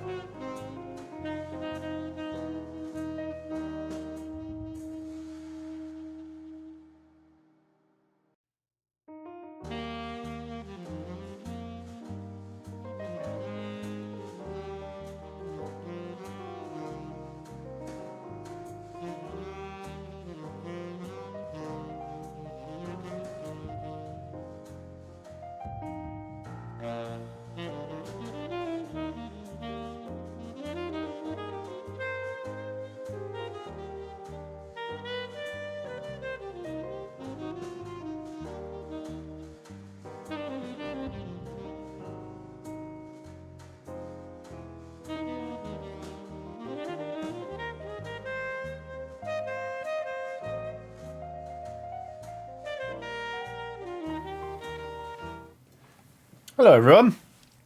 I hope everyone's well. Very glad so many people are like, clap, clap, let's go, team, etc., etc. I saw Zega Genesis saying taking a knee is very different in America. How is it different? Was that not an exemplary demonstration of what a coach is like? I don't...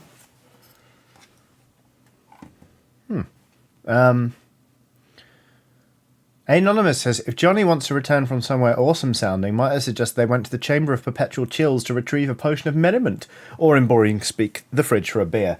I did go to the fridge for a beer, but calling it the Chamber of Perpetual Chills is good. I also burped my kimchi. It's fermenting amazingly well so far. I need to put it in the fridge, but the jar is too tall to fit on any of the shelves, so I'm going to have to put it like at an angle in the vegetable drawer. Anyway, very boring. Oh, Zega Genesis says there's a whole political movement. Yeah, you were talking about Colin Kaepernick. Understood. Sorry. Yes. I'm aware of the movement. I think Colin Kaepernick was fucking great and was treated abysmally. And yeah. I didn't mean that one, but also I support that one. So there we go. Kaepernick, not Copernic. Sorry, Colin. Kaepernick. Colin Kaepernick. Davy Jones says, I just ate too many pom bears. No, you didn't, Davy. No, you didn't. Impossible. Don't quote me on that. Lisa Hunt has done a super chat saying, I would like you to know that I attempted to hype up semantic poetry for sports, TM, but he just looked at me like I should be embarrassed. I blame the fact that he has COVID and is just not healthy enough for sports, TM, right now.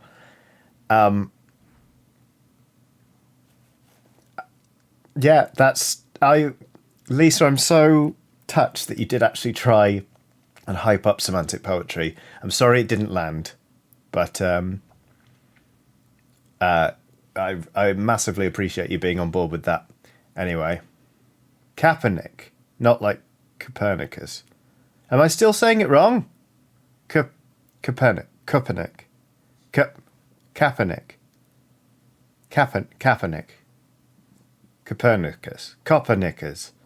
I don't know. I'm having a beer. Really glad we started the second half off as strongly as we left it. Really doing well. Let me just pick some music to stick on. I still haven't listened to the new Ghost album, but I kind of don't want to do it while I'm also prattling, so I'm just going to put that on. That'll do. Okay. Ooh, Kay Oliver says, I think the Displacer Beast is done, apart from the base and a few more glazes. Yes, please. Casual reminder to everyone, my pronouns are they, them, not he, him. Thank you.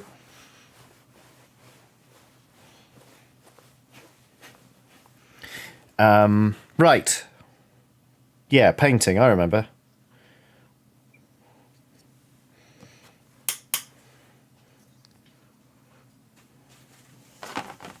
Okay, here we go. Oh, hello. There's a little pig in the room now.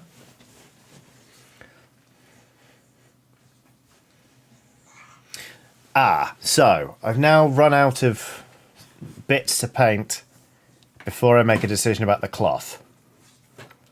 What colour should do it? Oh, you know what? What are you doing all the way up there?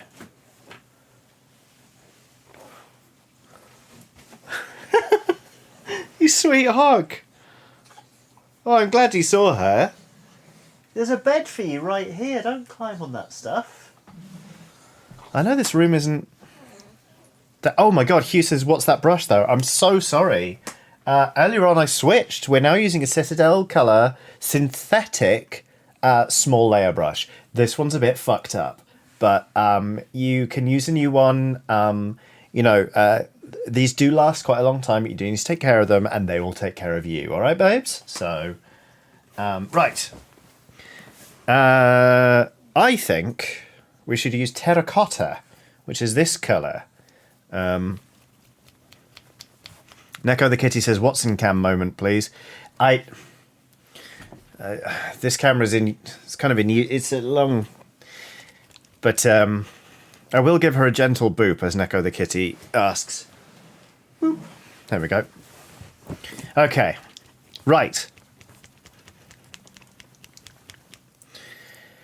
Yes, terracotta. I think this will be a nice colour for the cloths and stuff. Alison Wasserbauer has done a super chat saying a cat was recently found smuggling heroin and SIM cards out of a high-security prison. The prison guards managed to detain it, but before they could determine who was associated with the cat, brackets 1 out of 2, I cannot wait for the other half of this. I'm going to read the first half out again once the second half comes in, so that... Good Lord.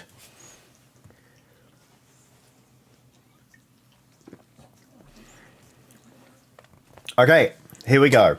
It's in. Alison Wasserbauer has done 2 super chats that between them read, a cat was recently found smuggling heroin and SIM cards out of a high security prison. The prison guards managed to detain it, but before they could determine who was associated with the cat escaped and has become a hardened perpetrator. I'm not sorry. There was so much lead up to that. A hardened perpetrator.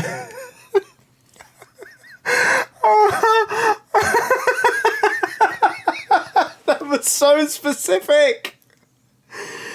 Oh, fuck. Oh, my God. Oh, my God. Alison, from the bottom of my heart, thank you for that. That was delightful. Holy shit. Oh, God. Oh, my God. I look forward to Mondays now. You know? Holy shit.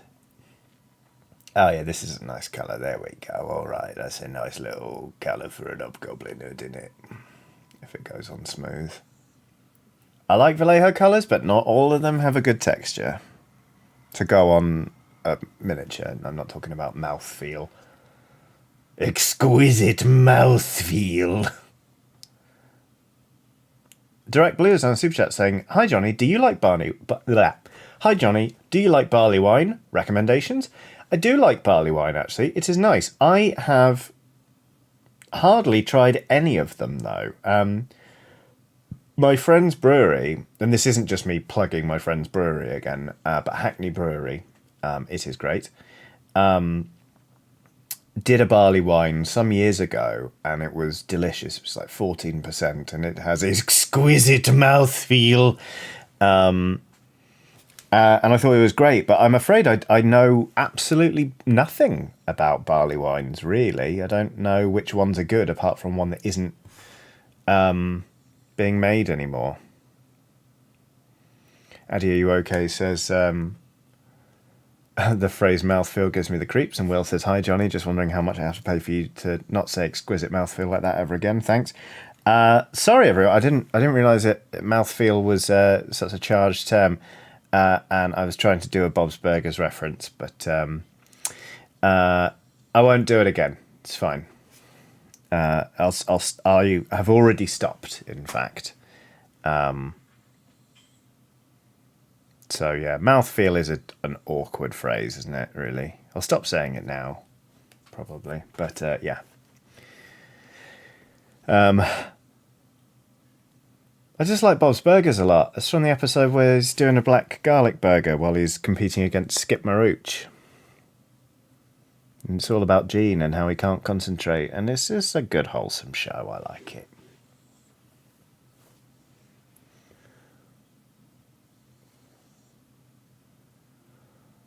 Oh, okay. Oh, so I've missed painting the chain on that, but that's good because there's cloth underneath that chain. And that would have been a pain in the arse to paint neatly, so we're all good there. Let's just paint the rest of this hood. Practically a snood, if we're being honest with ourselves. I'm painting off camera. What's changed? What has changed? Did this sort of fall a bit?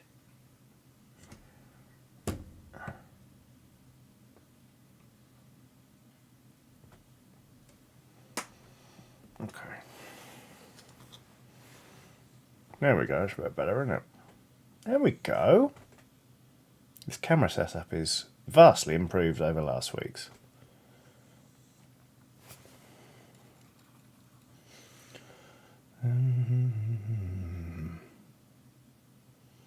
I've painted over the ear of this hobgoblin. But hey, it's just basing, isn't it? It's all fine.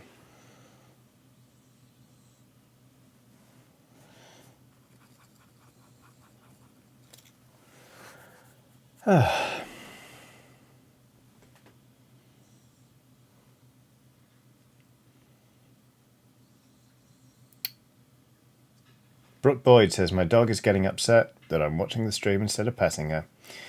Yeah, fair enough.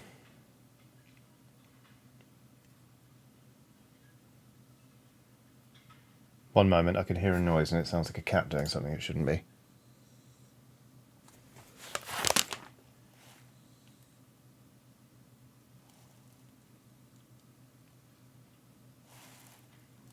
No, it's construction noise. Of course it is.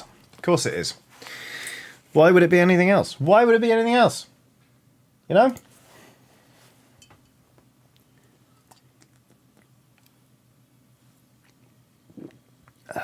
Right. Anyway. Back on to painting a loincloth. Not really a loincloth, actually. Because it's on its butt. And it's got... My brain isn't offering up any other way to say this. It's got cock armour. And that's a butt cloth, not a loincloth. But anyway, we're going to carry on painting it, either way. John Rice has done a super chat saying, Season 5, Episode 5, Best Burger. I caught the reference, Johnny. It's a lovely show, comforting to me, actually.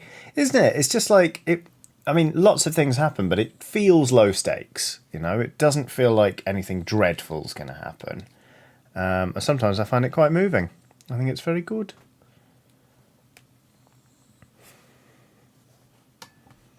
Zega Genesis says, did you mean armoured codpiece? Yes.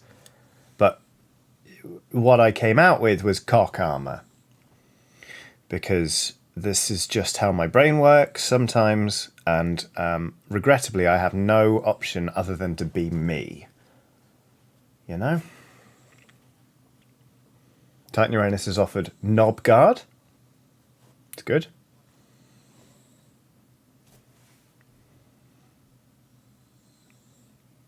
Knob guard. But that sounds like... I don't know why, but I quite passionately feel like that is an aerosol of some kind, you know?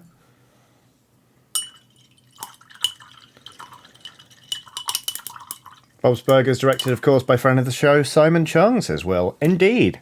I'm privileged to know Simon Chung, who directs Bob's Burgers. Not all the episodes, but some of the episodes each season are done by Simon, and Simon is great.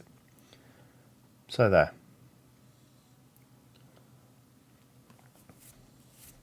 Helmet, says Martin C. I really regret... Yeah, I really regret. It's just easier if we just keep it at that. I really regret, actually. So, anyway, right. I'm going to paint some more of this terracotta colour. And then we're going to paint some cream.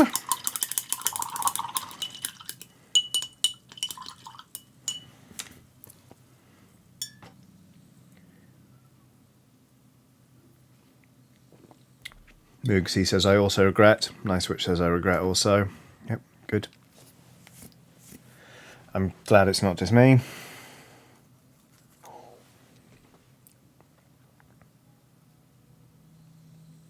Oh, just go on nicely, please, Vallejo. Come on. You're a good colour and I want to see you on the model, but you've got to behave.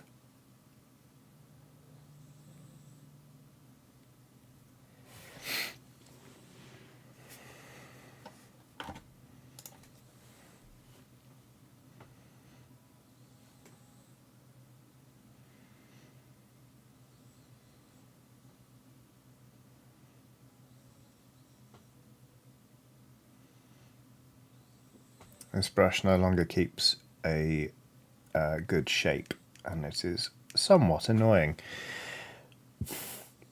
But we persevere, don't we? We soldier on. Skills Loading's on a super chat saying, had a stress headache all day as...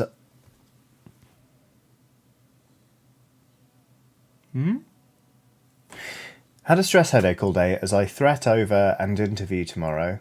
Now to relax by joining a conversation about cod pieces. Groin Guardian? Groin Guardian sounds like the thinking person's cod piece. I hope the interview tomorrow goes well, though. But yes, you have joined at a slightly awkward moment where I was just trying to describe a bit of a miniature, and unfortunately I used the word cock armour, which will teach me. But yeah. Anyway, if actually pretty much every time somebody says those words, it kind of holds the message for review. So if we could stop, that would be great, because we're just making a lot of work now for the mod. Sorry. The mods, plural. And apologies to said mods. We've all... Look, I've said some things we all regret, you know? But hopefully, you know, we can just move on from this and just try and start anew. And I'm sorry to anyone I've hurt, but hey, at least I'm apologising for just forgetting the word codpiece and saying something weird, rather than, I don't know, having a heated gamer moment, or just being a racist. Sega Genesis says, just use the stream. Use the screen, rather.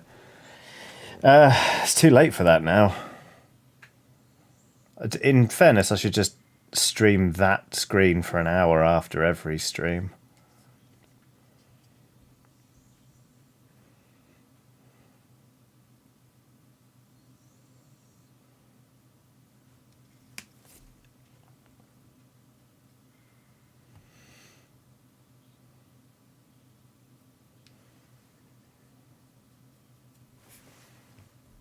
Okay, I like this brown. This is good.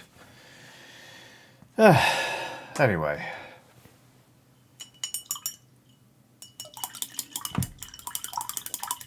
A retrofuturologist says, I was just about to request you say the name of the aforementioned armour in the style of broadsword from Hero Quest.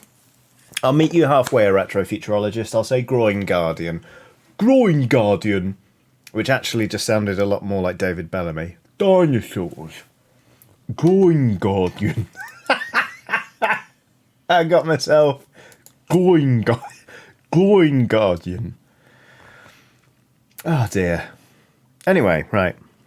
Brook Boyd says, I missed the vampire pirates. Oh no! You missed the pirates who are also vampires, who are also athletes. I'm sorry. Oh! I just remembered. I just touched my chest. During the break I went and got the...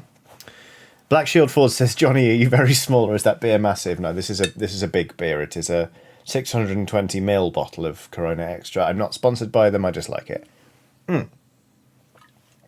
Anyway, during the break, what did I go get?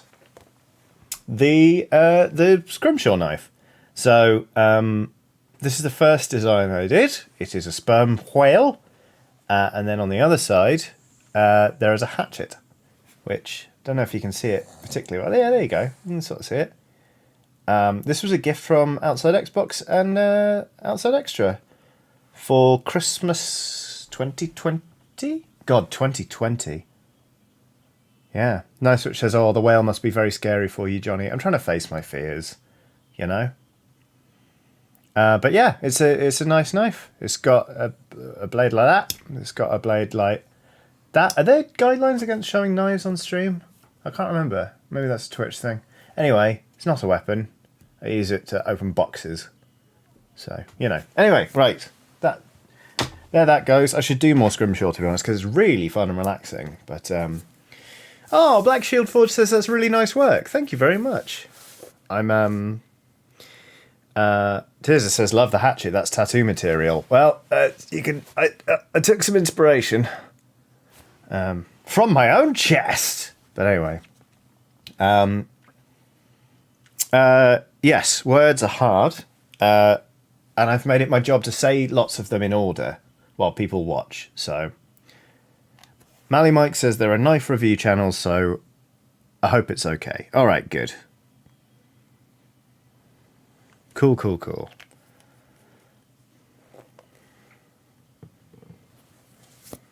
Lucanthius says the whale is the size of a hatchet. It is more of a whale-shaped fish. Or is it just an enormous hatchet? Did you think about that?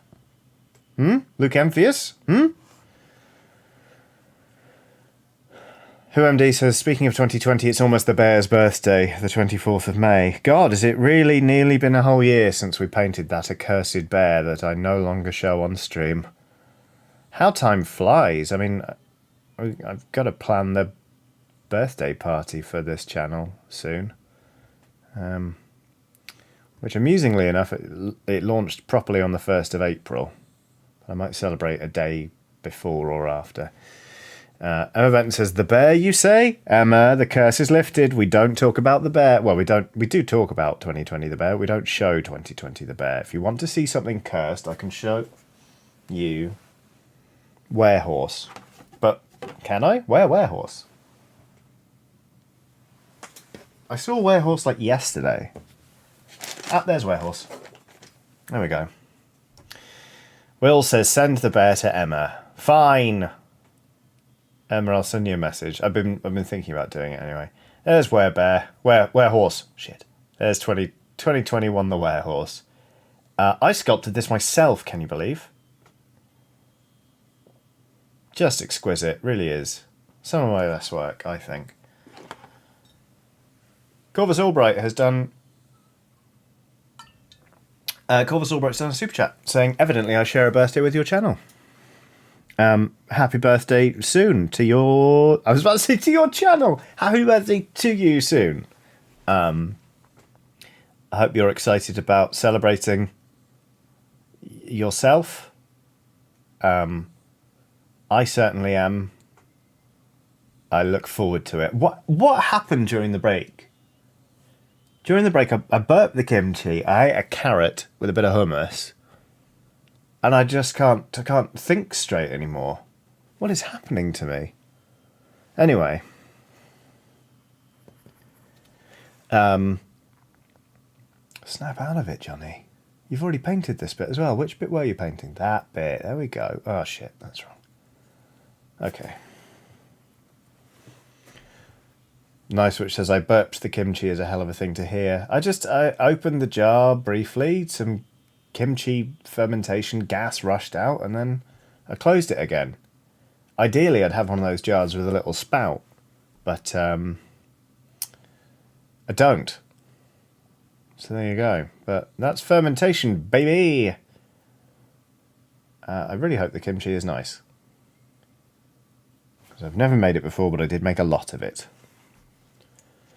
A chartreuse goose says, is burped the kimchi a code or euphemism? No, it is literally just letting off some of the gases in the jar of kimchi I made that have been released during the fermentation process. It started fermenting really fast. Like I literally finished making this kimchi at like 10:30 last night, so...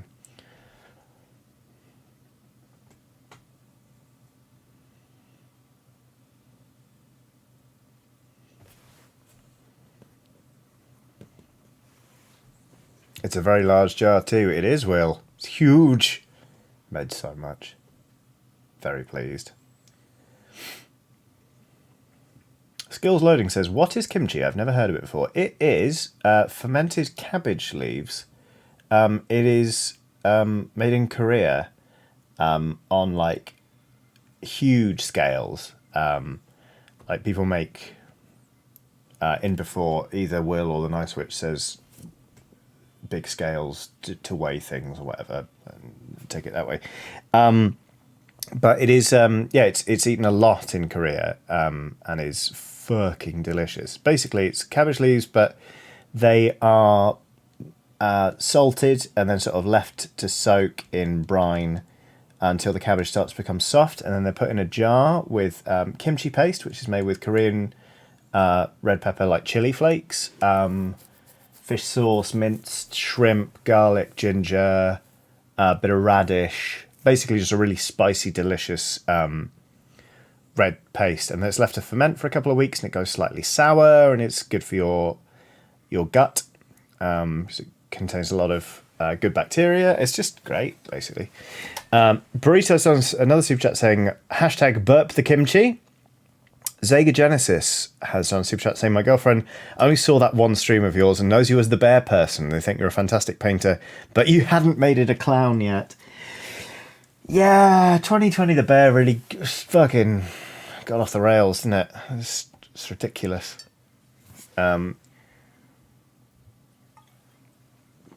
But yeah. Oofed. Direct Blue says kombucha squad. I've never had kombucha. Is it good? I'm assuming, given that you just typed kombucha squad, Direct Blue, that it is.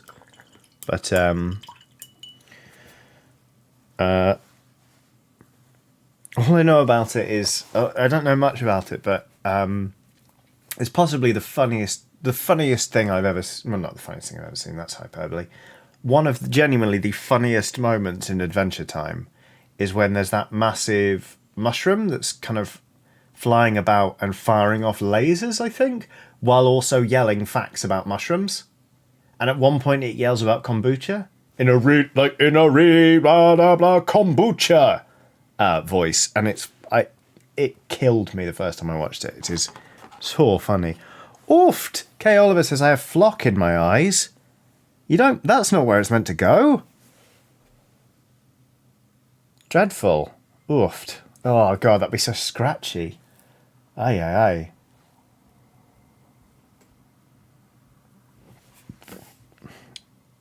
Mr. Tom for the Win says, I return from eating the stew that was in the slow cooker all day. There's enough left over for lunch tomorrow as well. Happy days. Yes, please.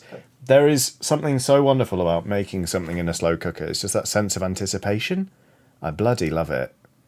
I haven't slow cooked anything in a long time, actually. Maybe I should. Near me at the moment, there's loads of wild garlic up and some three-cornered leeks as well. And both make delicious pesto. So I'm planning to go foraging with a couple of friends soon, just to pick a whole bunch. Although where it's growing, we have to be relatively careful because it's growing on the corner of a graveyard. And at least in the UK, you have to be quite careful about foraged foods from graveyards because if the graves are of a certain age, there is almost certainly lead in the ground, which can obviously seep into the plants, and when you eat it, can give you lead poisoning. So that's fun. It's good fun. Whoa. Anonymous says sauerkraut can be used instead of lemons to prevent scurvy on long sea voyages. Sauerkraut's anti-scorbutic? Wow. That's amazing. Oh, Addy, are you okay? Says, yeah, I just got an email inviting me to the last round of interviews for a local charity I went for. That's fantastic news. I hope you absolutely smash it and you get the gig, Addy. That's great. But either way, you should feel very pleased about getting through to the final round. That is superb. If I were a charity, number one, that would be tax evasion. But number two, I'd hire you in a heartbeat.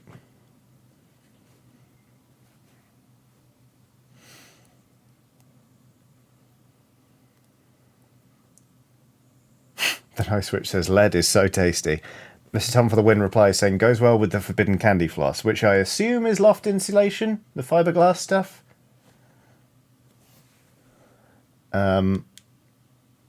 I hope you're both okay. I really hope you're both okay. I shouldn't be using this brown for this. This is going to be leather. I'll use a different brown. Oh well. Hey ho. I assume correctly. Excellent. Will says house meat. Oh god. So Anonymous says doesn't mix well with rum though, which may be why it wasn't as popular in the British Navy. It's a very good point. Sauerkraut and rum probably isn't great. God, I love sauerkraut. It's really good.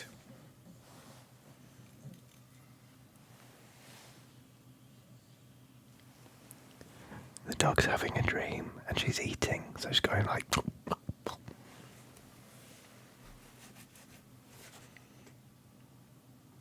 Oh, it was Jack. Sorry, brains wired poorly. Okay. I'm going to swap brush again, so stay tuned, everybody. Pay close attention.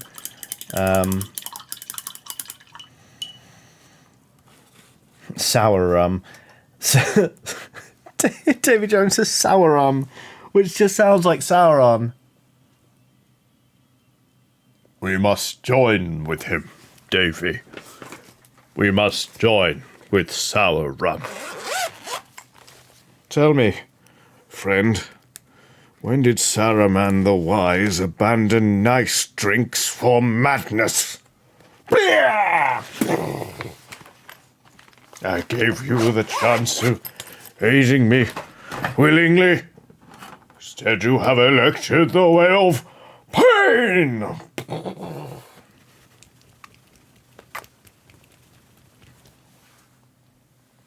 I've only had that much beer.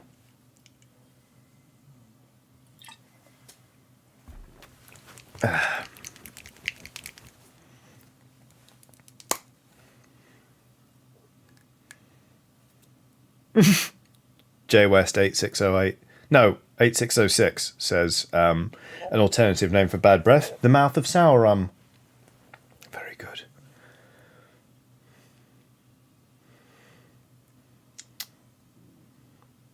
Mark Cohen says, hold on, can you do the entire cast of Lord of the Rings that well? Not really, no. I've mostly focused my efforts on Gandalf and Saruman. Apart, with the obvious exception of me saying, this isn't a mine, it's a tomb. Oh, sorry, everybody. So, watch me for the changes. This is a Rosemary & Co. Kolinsky Sable SER33 brush. It's 3/0 is the size. So as you can see, it's got a nice little fine point. So what we're going to do is we're going to get this. We've already loaded it up with a little bit of Rhinox hide, which is just a great colour. It's really going to work with the complexion of this orc. Obviously, you know your own tones. But we're just going to start filling in the leather here. Just to really sort of complete the look and give a little pop of colour. Clay Sanford says, hey Johnny, here to catch the end bit of the stream. Hey Clay, you're just over halfway through, in fact. We've got plenty of stream left. We've got plenty of stream for everybody. Alex B says, how's your Gimli? I don't really toss me. My cousin Balin will give us a royal welcome. Does that sound enough like I hate women? It's hard to impersonate John Rhys Davies, isn't it? Isn't it? He's just not a nice man, is he? Yeah.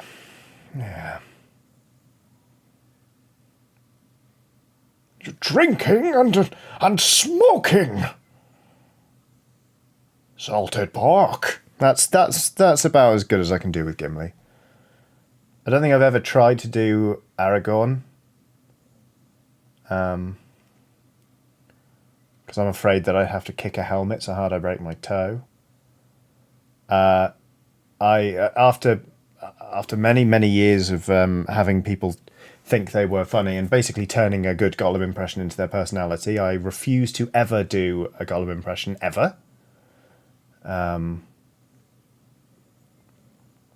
It's not Andy Serkis's fault, but I fucking hate him for that. The Nice Rich says, I'm always trying to do Aragorn. Wahey. Incredible. Mark Cohen says, how's your grand? Smashing. Tiny Rennie says, but can you do Borat? Fuck me. Defect says, you need a hint of Scandinavian to do Aragorn. Well, Defect, I think we can all agree I've had enough of Scandinavian on this channel.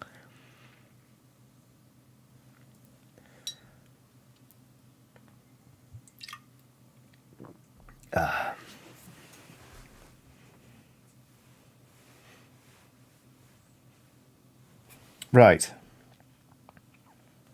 Paint more things.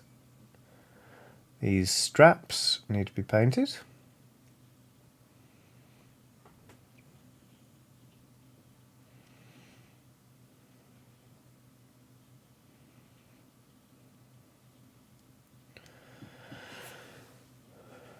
Neko the Kitty says, how's your Merry and Pippin? It's okay. Like, probably not great. Probably not great.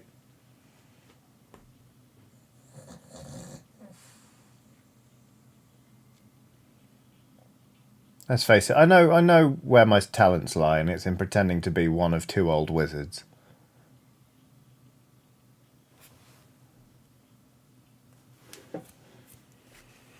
Will says, I mean, if we're asking these questions, how's your father? As far as I'm aware, he's doing well. I haven't spoken to him in a few days. I had a chat with my mum yesterday, though. She's doing well. She's very relieved to hear that I'm replacing my mobile phone because the microphone stopped working about 6 months ago. So phone calls are difficult. So yeah, that's. She's doing well. I think Dad's fine. So yeah, there we go. Next question, everybody. I guess. Excuse me.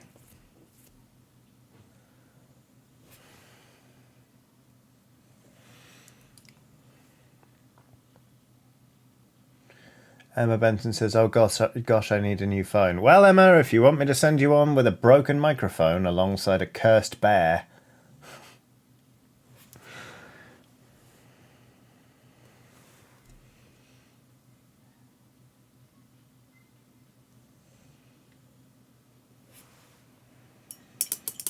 Skills Loading says, I just tried to do Merry and went weirdly scouse. Why I don't do voices right there? I don't know, that sounds pretty great. Jack says, will you be partaking in next year's There and Snack Again? I find There and Snack Again to be incredible. I'll explain what that is to anyone who's not familiar with it. But yeah, I find it incredible, but I very much consider it to sort of be a spectator thing. Like, I don't know what it is about it, but I'm just like, it feels like it's such a special thing that I get to observe that I don't know if I'd want to carry on. Titan Urana says, the eat along, that's exactly what it is. So, I don't know how many of you are aware of a lovely man called Nate Crowley, or Frog Croakley, but he is a writer. I used to work in the same company as him when he worked at Rock Paper Shotgun. But he, some years ago,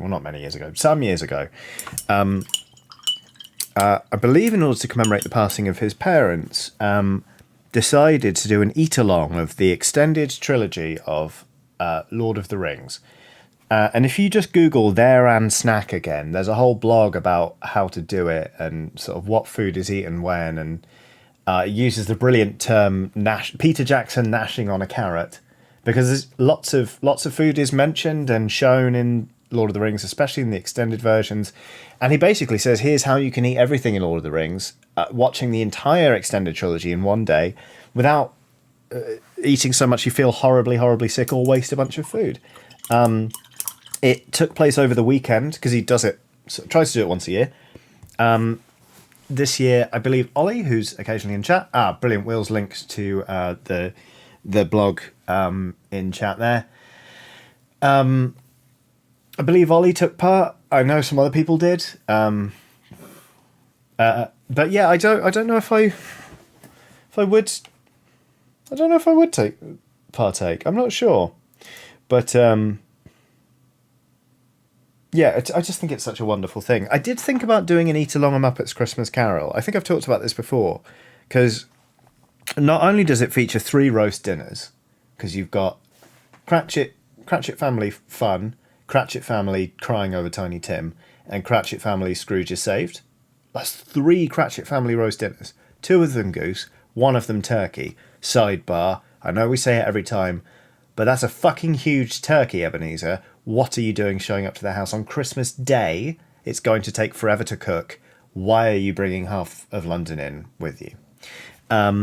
But 3 roast dinners, but a surprising quantity of booze as well. I mean, like, the film starts out nicely enough with just like, here's an apple, I am here for the food, etc., etc.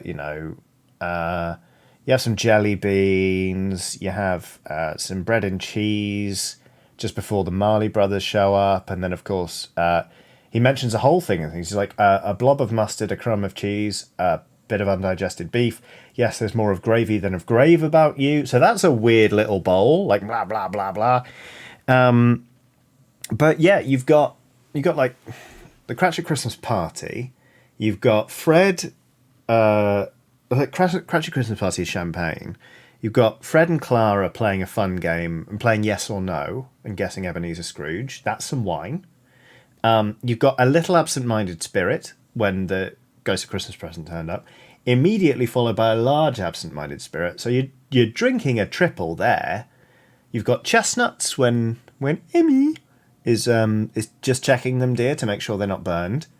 There's the toast to Ebenezer Scrooge, which, Emmy drinks in one. There's a surprising amount of drinking in Muppets Christmas Carol. I know this because every year I at least try, obviously the last 2 years, it's not gone well, to go to the Prince Charles Cinema for the sing-along of Muppets Christmas Carol. And we always just bring in a load of cans and a hip flask for the aforementioned small and large absent-minded spirit. You can fit a lot of drinking into that 90-minute period. You know?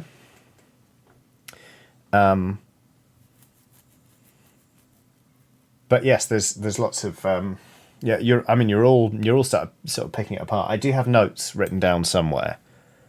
Maybe I'll do it this Christmas. Kind of try and set it up and get some friends round and just do a chaotic eat along. A bit of beef, a blob of mustard, a crumb of cheese. These things can cheat the senses. A little thing can make them upset. Yes, there's more of gravy than of grave about you. More gravy than of grave? Where do you come up with these terrible puns? Etc., etc. Just a great film.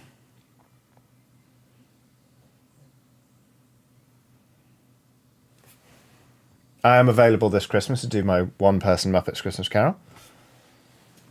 Nice Witch says, do you ever treat yourself to a little lesson of the Rainbow Connection? Small Muppet cries, a gift to yourself. Or the version at Henson's funeral. Or where people are waving the little butterflies. Oof. Will says, like Labyrinth, never seen it. Okay, so number one, never seen Labyrinth either. But number two, Muppets Christmas Carol is a tremendous treat. I think it's great. It's wonderful partly because, it's partly because basically Michael Caine was like, he was like, I'm only doing this film if I can play Ebenezer Scrooge like perfectly seriously, like no fourth wall breaking bits that he's a part of. And it works. He plays it like he's gunning for an Olivier Award. And it's tremendous.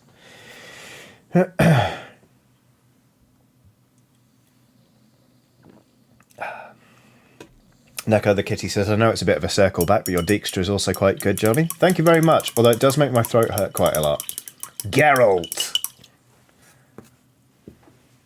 It's also very similar to my Robert Baratheon.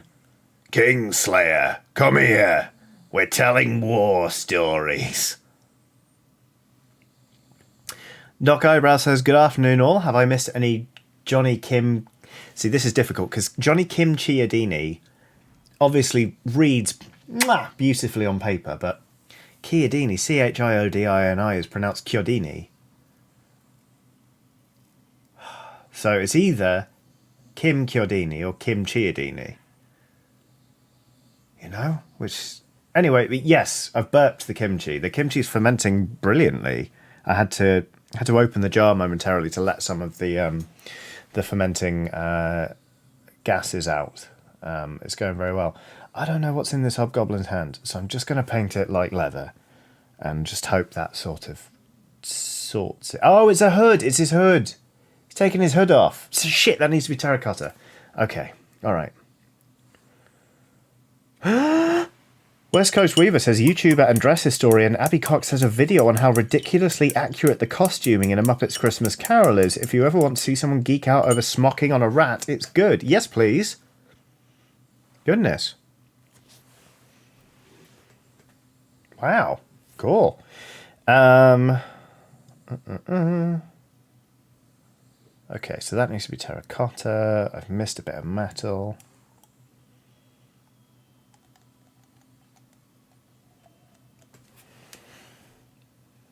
Okay. Cool, cool, cool. It is preposterous that I have made myself excited about Christmas in March. Absolutely ridiculous.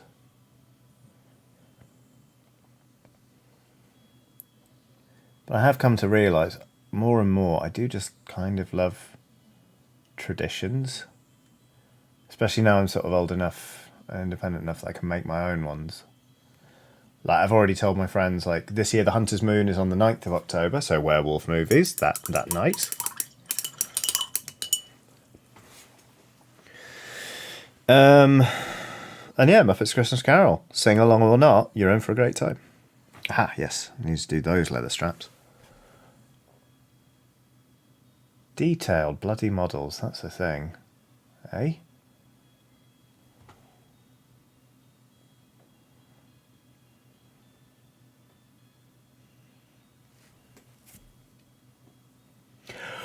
Oof! Well, I'm not reading that out, but you wound me. Jesus Christ. Oh! Alex B says, favourite werewolf movies? American Werewolf in London, obviously. Dog Soldiers is my favourite of all time. It's one of my favourite films of all time. Fond of ginger snaps, not gonna lie. Well, my wife's a big fan of that film as well, so it's kind of a nostalgic thing for us and also just a fun film, albeit weird as shit.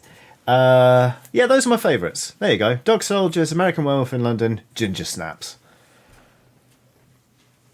How about you?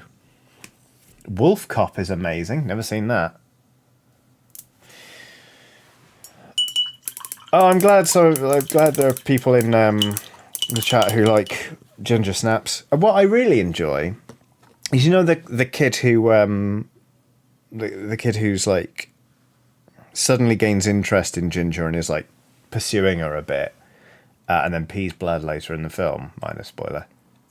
As well as playing a jock high school asshole in Ginger Snaps, he, approximately 400 years later, was the jock asshole who was the main antagonist in Tucker and Dale versus Evil. And it's like, you know what? Hats off to you. You've been typecast, but you've maintained the playing range, the playing age, so well done you for not aging yourself out of a career too soon.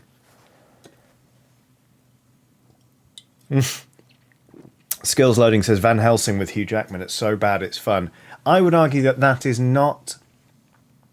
That's not a werewolf film, and I know that's weird because it centers around lycanthropy a lot, but they feature as part of a broader ensemble of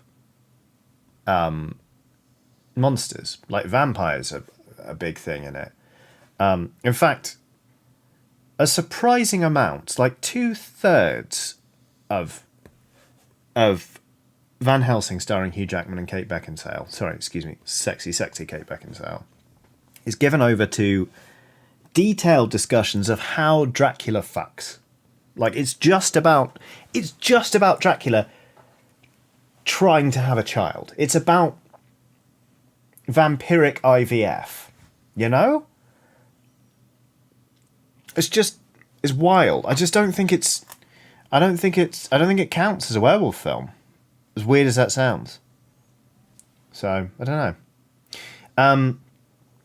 Sorry if anyone's alarmed that I just scratched my ear with this brush and then it's come out with this colour on it. That is paint. It is not wax. I kind of really need to remember that there's a camera up there now.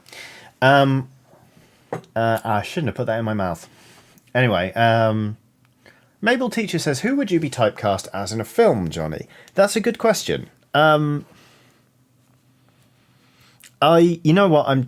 desperately worried that I would be the guy at the start of the horror film who thinks he's the funny guy and is like, huh? And everyone's like, ugh. And he goes, oh. And then they die really early. You know, like Severance. Like, not Severance is in the new TV show everyone's watching, but Severance starring Danny Dyer. That was made in, I think, 2005? Andy Nyman's character in that feels like the way I would be cast. I don't know if anyone agrees with that. I mean, how do you feel I would be typecast in a film, Jack? That is curious. But Jack Wood says the logistics of vampire shagging is an important topic. That's very true. I only found out after the very sad, passing of Anne Rice, a writer who was like, I don't need an editor anymore. Fuck you, I'm Anne Rice. And then just lived out the rest of her career without an editor, which is a baller move. Apparently discussed a lot how vampires do it. And apparently, in order to have sex in Anne Rice's books, male vampires have to absolutely gorge themselves on blood so that they've got so much excess that it flows into their penis. So she apparently very explicitly says that, a vampire's penis can be engorged and cold. So that's how fucking works in an Anne Rice novel. It's just bizarre. Like, number one, if you've eaten so much that it's gone, it's filling your penis, then you're not going to want to do it. You just don't want to be that. I'd just be like, no, I'm not hungry. I'm not horny anymore.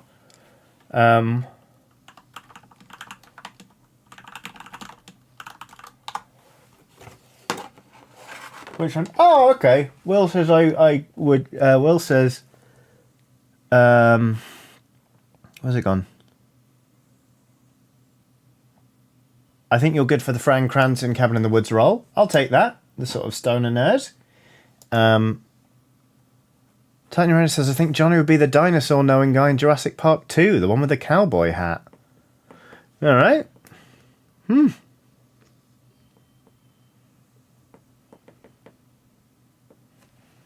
Sean Carr says, no one wants to bone down after Thanksgiving dinner. Sean, I couldn't have put it better myself.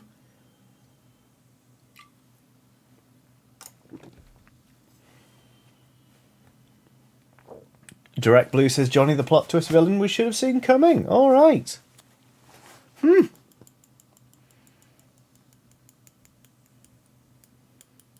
Flurgle Hinge says, proof if anyone needed of why editors are necessary. Mally Mike says, all that Christmas Carol talk had me go downstairs for some cheese and a spot of mustard at 10 a.m. Yes, please. Also, if you see ghosts, that's why. Ah, what a delight. Johnny is definitely the Jeff Goldblum in Jurassic Park. Gosh, that's a compliment, I think.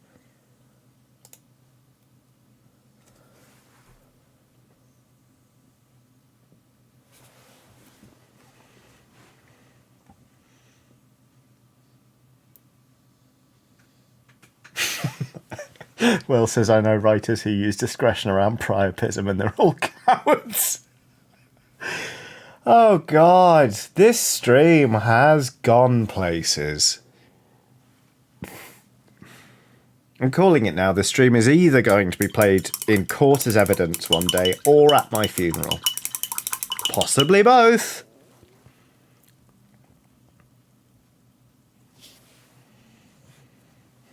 Alex Simpkins says Johnny is the John Hammond of Jurassic Park. Oh no. But he's a fucking liability. People are dying and his whole empire's fallen. He's eating melting ice cream with Laura Dern, which dream date, by the way. But then he's like, next time we'll do it right. And she's like, you fucking fool. He is hubris personified. You know?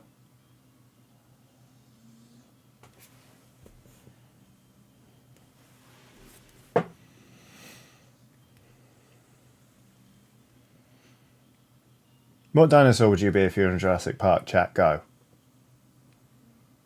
Go for it.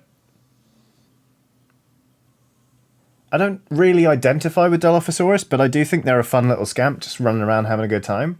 You know? Like, I think it would be fun to be the Dilophosaurus. I do not have the energy to be a Velociraptor. Like, no thank you. But I want to have, I want to do something a bit more than be a herbivore, because they just either get startled or look majestic. At least in the early ones. I suppose the Pachycephalosaurus smashes a car up in the Lost World, doesn't it? Moogsy says, compies. Emma Benton says a dead Triceratops. Emma, I'm so sorry. I'm sorry. I know, I'm sorry. Oh, good lord. Oh, shit. Unholy Glee has done a super chat saying this has been the best stream to come back to the community on because I'm having a sick day. Hope you're all doing well. We're doing all right. I just put my foot in it. But other than that, we're doing fine. Thank you very much for the super chat, Unholy Glee. I hope you're not suffering too badly on your sick day. Yeah, just sit back and have a nice time. You rest up, buddy. Oofed. Oofed. Oofed. Oh, no. Oh, goodness.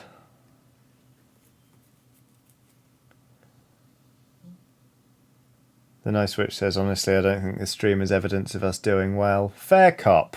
Fair cop, mate. Wow. Wow. A chartreuse goose says, can I be the goat?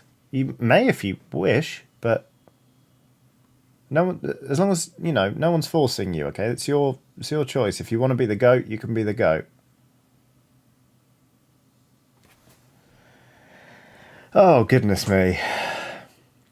Kay Oliver says, hey, Johnny, would you like to see my Displacer Beast? Not innuendo. Yes, I would. You tweeted a picture at me last time, didn't you? You show me and I'll take a look at it when I get the chance. Oh, wow.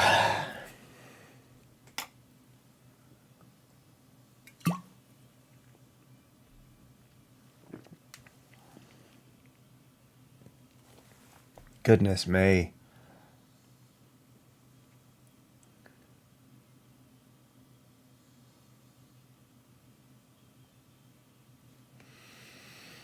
What's that bit? Is that leather as well? Yeah, sure, why not? Leather with a bit of... Okay, well, leather with a bit of cream on top. Cream!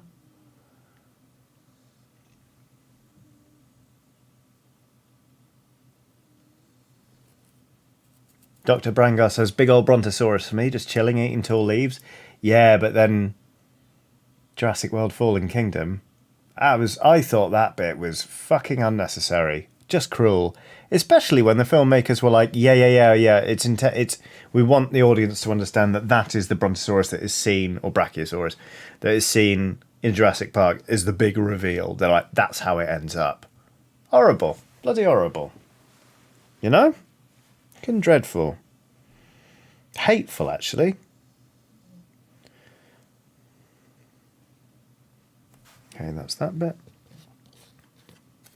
Steve Gilly says, hey, what have I missed? So much. So much. A lot of it harrowing.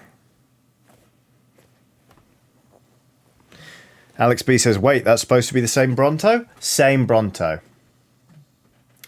Will says, when you say that bit was fucking unnecessary, do you mean all of the Jurassic World films? Yes, I do. But am I going to go see the new one? Probably. Because I hate myself. Chaos says, you've just made me realise I've only ever seen the first Jurassic Park. You can comfortably stop there. I actually feel like the second one isn't terrible. But... because The Lost World is a book by Michael Crichton. I looked over there to remember what the word book was, because that's where I keep some of mine. I think The Lost World's alright. Lots of people disagree. Jurassic Park 3 is shit, and very boringly shot. Jurassic World is... the trailer made me think it might be alright. It isn't. It's a turd. Jurassic World Fallen Kingdom is beyond fucking atrocious. So there we go.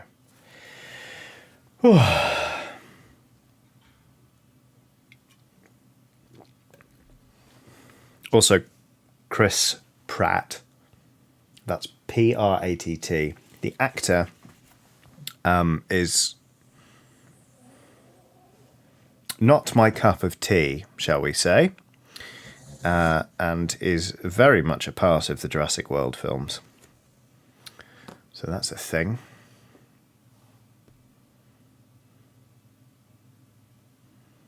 That's going to be cream as well. Have I done all the leather bits? No, surely not. Aha. Good girl, Watson. Pig's just getting comfy. God, it feels... I mean, it's partly because I'm pausing to impersonate fictional wizards and stuff a lot, but I feel like it's taking me forever to paint this lot today. It's nearly 7 o'clock.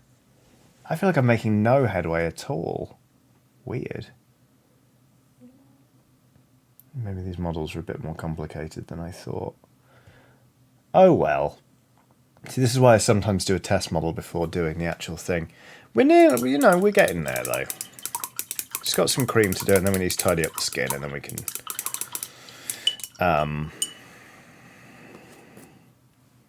shade them. That's the word.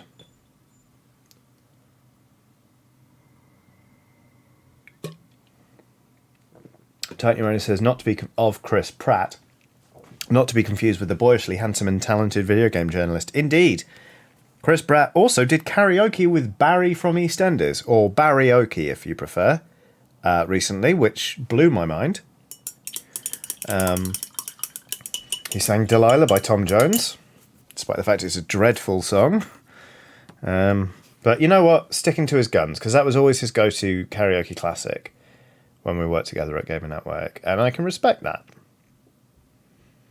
You know? Right. Yep. Alright, I'll tidy up the skin bits later, but for now, it's... Stop the clocks, everyone. It's time for some model colour pale sand. The colour I like to paint. Doombiscuit says, you take that back about Delilah being a terrible song. No! Listen to the lyrics. It's fucking abhorrent. It's like, oh, isn't it brilliant? I'm murdering a woman. It's like... It's not that it's a murder ballad, as R.V. Dammit says, that bothers me so much. Is it's like, everyone's like, oh, well, fun, like, yeah. It's like, it's, you're talking about stalking a woman and killing her. Tom Jones? I implore you all, actually, listen to the Amigo the Devil cover of Delilah by Tom Jones, because it puts all of the menace back in. All of it.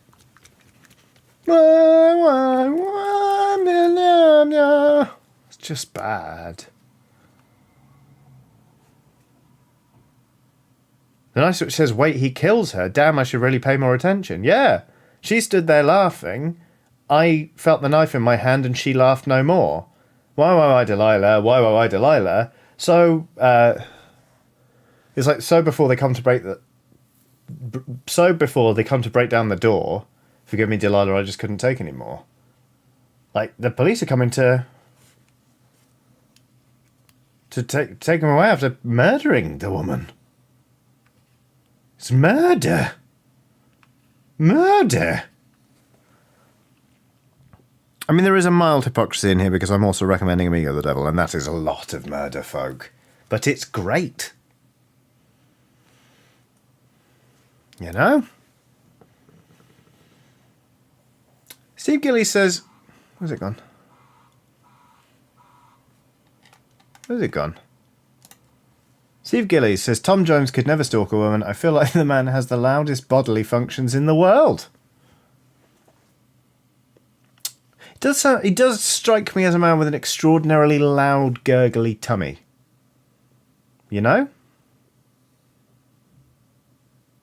Like Tom Jones has lunch and then it's like blah, blah, blah, blah, blah. Somehow I didn't mean to make Tom Jones's stomach sound like Tom Jones' singing voice then, but I feel like I did quite a good job. Blah blah blah blah. His stomach sounds like an aging Welsh singer. Shit. Blah blah blah. Blah blah blah blah blah. Well, you know, I'm Tom Jones. No, that's my Terry Wogan impression. I'm Terry Wogan. Coming up next, nothing. I've passed away. Good. Okay. Blah, blah, blah. Blah, blah, blah. So before they come to blah, blah, blah, blah. Oh.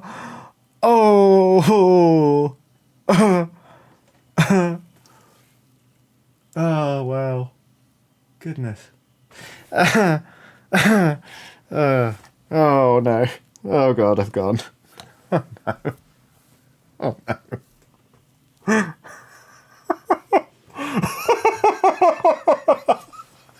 Ed 2003 WRX says, it's not unusual to have fun. Blah, blah, blah, blah. It's not unusual to have fun. Blah, blah, blah, blah.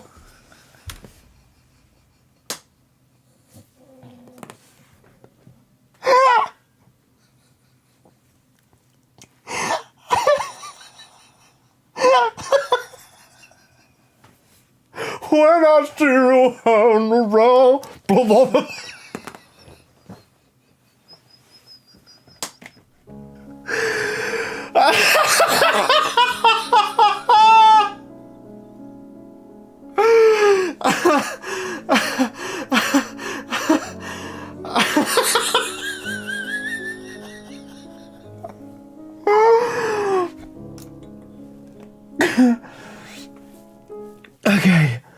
Okay. Oh, I forgot to mute my mic, didn't I?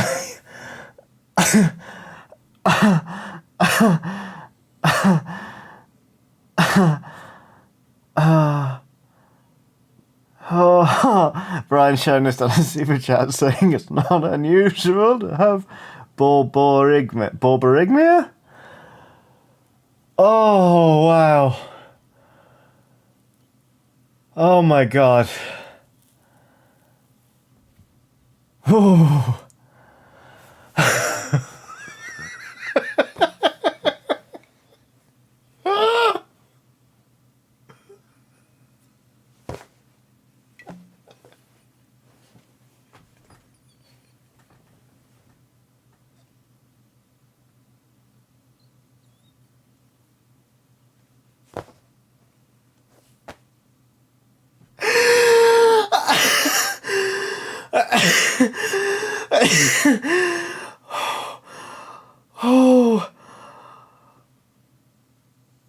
Oh, fucking hell.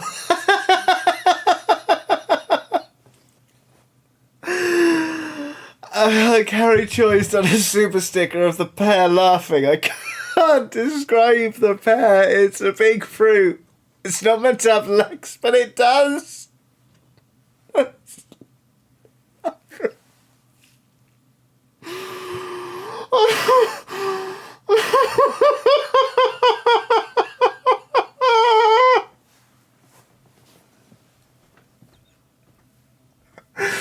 The dice switch set me up again with sex blow. Sex blow. You're my sex blow. Oh, God. Oh.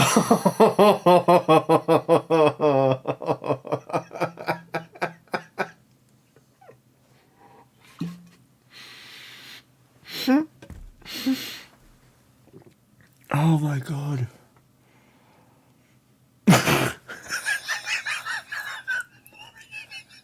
Moriax like Sporty too. She's a lady. Lol, lol, lol, she's a lady.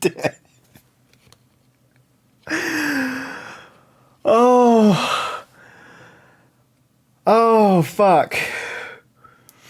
Alright, everyone. Okay. We're going to paint some cream onto some hobgoblins now.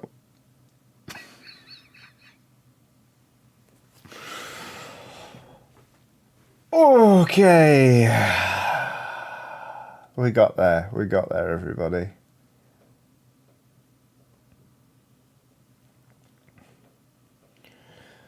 Shit, we've not done that for a while, have we? That was a big one. That was a big one.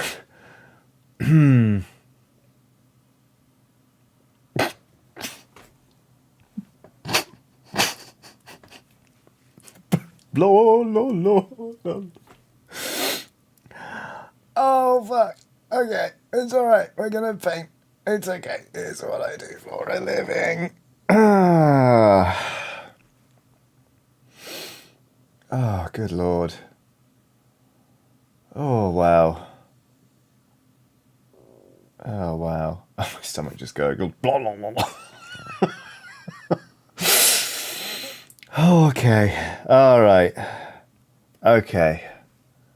Alright, we're good. We're good. We're good. We're good. We're good. Okay.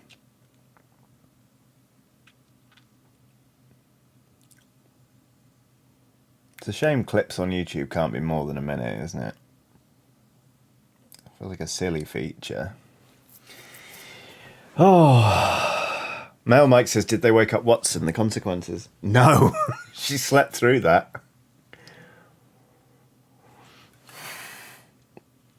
Rudy Go says, I'll never look at an Age of Empire priest the same again. It's Tom Jones. Blah, blah, blah. Blah, blah, blah. Ah, brilliant. What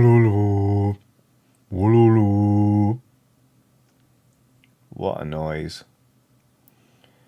Oh. Okay, I'm good. I'm fine.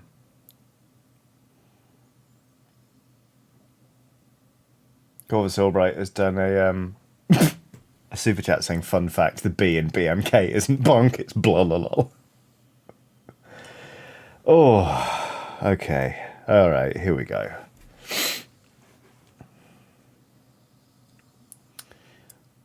Blololol. I was never really good at Age of Empires. The only RTS... I got okay at StarCraft 2, actually, for a brief period when I worked at GameSpot and we were playing it a lot. Apart from that, the only RTS game I've ever really got anywhere with was Lord of the Rings Battle for Middle-earth, the first one. Because I realised that if you just basically just made a Rohirrim ball, you just basically just had Rohirrim, and just commanded all units at all times to just drive around the map, mopping everything up.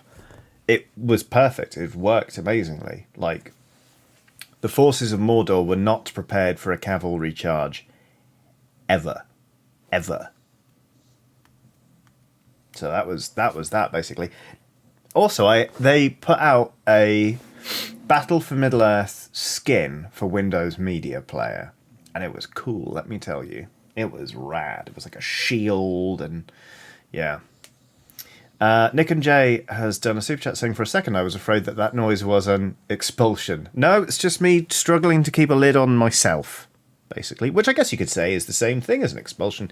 But anyway, yeah.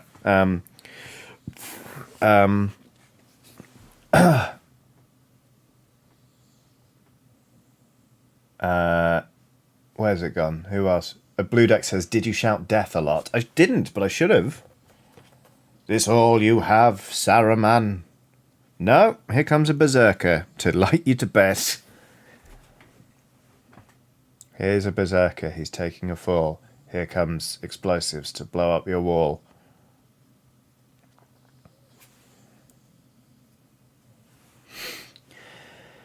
Oh, God, that speech is amazing, though. A red day, a sword day, here the sun rises, etc., etc. One of my favourite things about Lord of the Rings, apart from the fact it is amazing, is that my friend James passionately hates Bernard Hill. some of that hate is not deserved because he hates what they did in terms of depicting Theoden King being under the sort of, literal spell of Saruman rather than just having been sort of led astray by bad counsel from a man who was in Saruman's employ. He hates that they did that and they literally made it a magic thing. But he does hate Bernard Hill for, in his eyes, doing a shit job. So it's really... I've watched Lord of the Rings with James. I think we maybe watched Two Towers more than once. And he's very... It just gets very angry at Theoden King, which is just quite funny. The Nice Switch says, right, time for me to go make food. Thank you for the lovely and extremely silly chats. You're all excellent. Thanks for being brilliant, Johnny. Take care, The Nice Switch. As ever, it was a pleasure to have you in chat. And you made me honestly nearly piss myself. Twitch.tv/the Nice Switch. THEE Nice Switch. Everybody. Wow. Neko the Kitty says, fun fact, to get myself pumped up to take my law license exam, I listened to that speech and the one from The Return of the King. Amazing, Neko the Kitty. That's perfect. Although, Aragorn's speech in The Return of the King, I mean, obviously, Theoden says his own shit in Return of the King, but Aragorn's speech at the Black Gate is so... it's great, but also the fact that... I don't know if it's true, but someone told me that it was what they filmed first before he'd really decided what he wanted to do with Aragorn's accent, which is why at the start he's like, I see in your eyes the same fear that would take the heart of me. And he sounds very odd. And it's like, where did this come from? What? Like, is King Elisar going to be from sort of the West Country? I don't know. It's kind of like watching... Shit, what's his name? I think he's a fucking incredible actor. Fuck.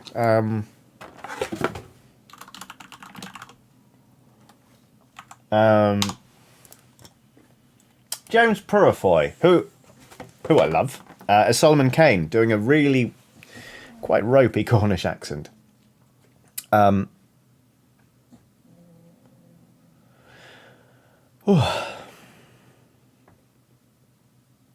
But yes, I see in your eyes the same fear that would take the heart of me.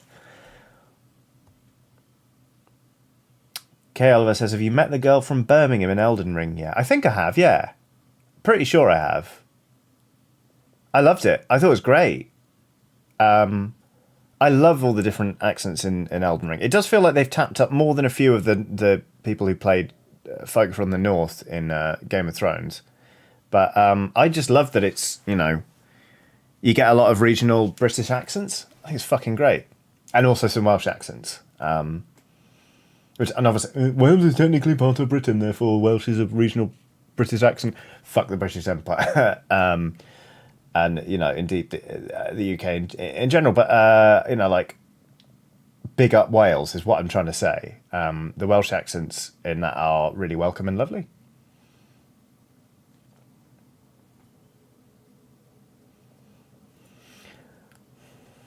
Jack Wood says, is there any Scousers in it and are they any good? I haven't played Elden Ring for a few days, actually. After this stream, I'm going to kick back and play some delicious Elden Ring. But I can't remember, basically. I'll listen out and I'll let you know. Jack Wood says, I'm still mad about Kuno. Was Kuno dreadful, Jack? Forgive me for not quite knowing. I mean, like... I mean, you don't have to listen to me for very long to realise that I probably don't know that much about good Scouse accents. Oh, Jack Wood says, no, Kuno is really good and he's a shitheel. Got it. It's interesting, like... So, obviously, when I streamed Disco Elysium, it was a bit of a weird one because I had been warned that Kuno uses homophobic language, and I was like, just so you know, that's the thing. And I was like, I'll try not to talk to Kuno too much, basically, so we don't get too, too much. So we don't get loads of homophobic language. And it was all just a bit weird and uncomfortable because we sort of started muting the dialogue, and then some people were kind of unhappy that I'd done that and all that kind of stuff. And they were like, well, Kuno's a really sympathetic character. Well, not a sympathetic character, but you learn to sympathise with Kuno. Blah, blah, blah. Turned into a whole big thing. I kind of regretted streaming Disco Elysium a bit. I played Disco Elysium through all the way when I had COVID, and that was interesting. When you're literally having fever dreams and you're playing Disco Elysium, that was a choice, but I bloody loved it. And I actually ended up spending time with Kuno and was like, there's a lot of external forces pushing on Kuno, and it's like, even now it's hard to describe. Like, a lot of Kuno and the posturing you get isn't actually that's not actually Kuno. It was a weird choice to stream, basically, but I fucking love that game. But yeah, I think Kuno's a really interesting character. It's a strange thing because he says so much horrendous shit, but there is value in him. He's like he's the product of a really dreadful situation, but there is still goodness in him. Like, I don't want to say too much. I don't want to do a massive spoiler, but like, yeah, Kuno. Here's a bell end, but like, there's enough to there's a core of Kuno that can be redeemed in that game, and I think that's really interesting.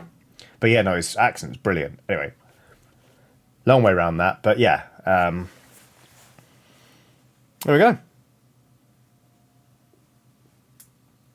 Wraith Shadowheart says, lol, sorry for being American, but I did not realise there was that much difference in the accents in Elden Ring. Yeah. Well, I mean, like, so the mainland Britain, you can fit it so many times into a bunch of the different states of America, but you don't have to go far for people to sound completely different.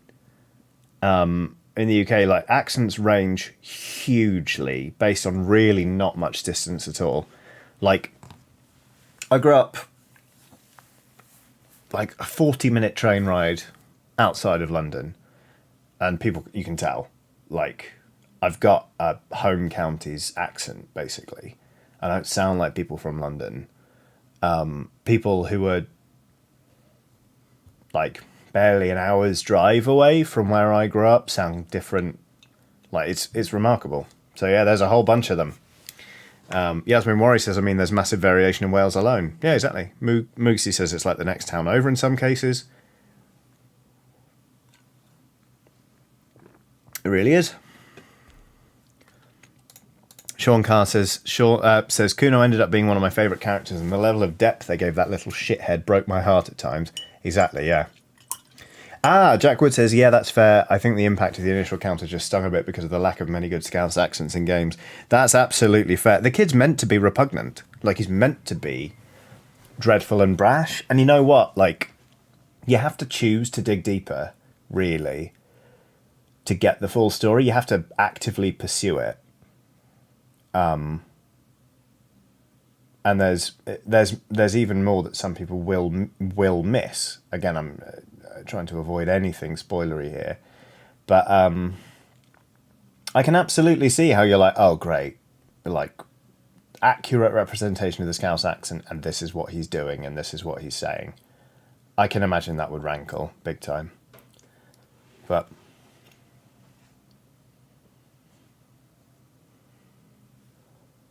that went a bit further than I anticipated, given we were just talking about Tom Jones and blah blah blah blah blah. But yeah, Disco Elysium, what a fucking game.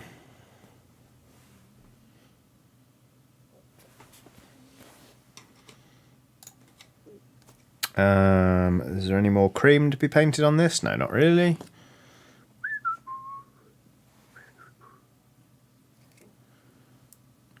John Hall says, hi, Johnny. Hi. Jaguar says this stream has been a roller coaster.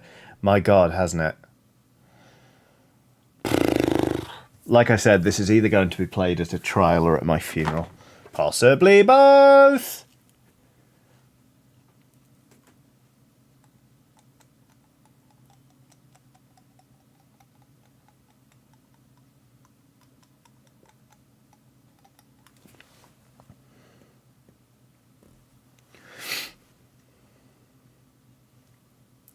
Oh, I've done that one as well. Okay, all right. So we're actually further on than I thought. Right. What do we need to do? What needs done? Skin needs touching up. And the elbow there, and the leg there, and the face. And we need to layer up that. Okay, right. We got some work to do, but it's all in hand. REC says, what have I missed in this stream for it to get played at a trial/funeral? It's just been wild.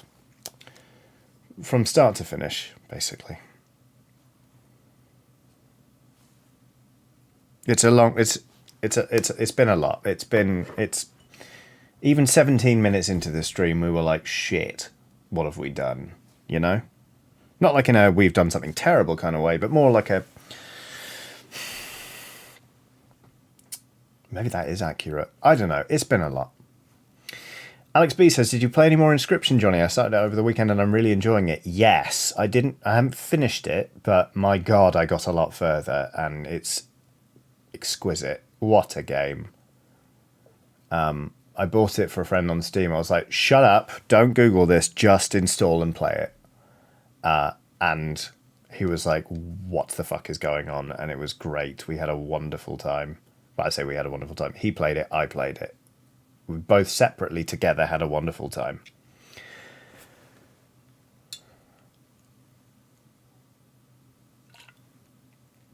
Crystal Dragon says, well, I'll be watching the VOD later to see what I missed. Good luck!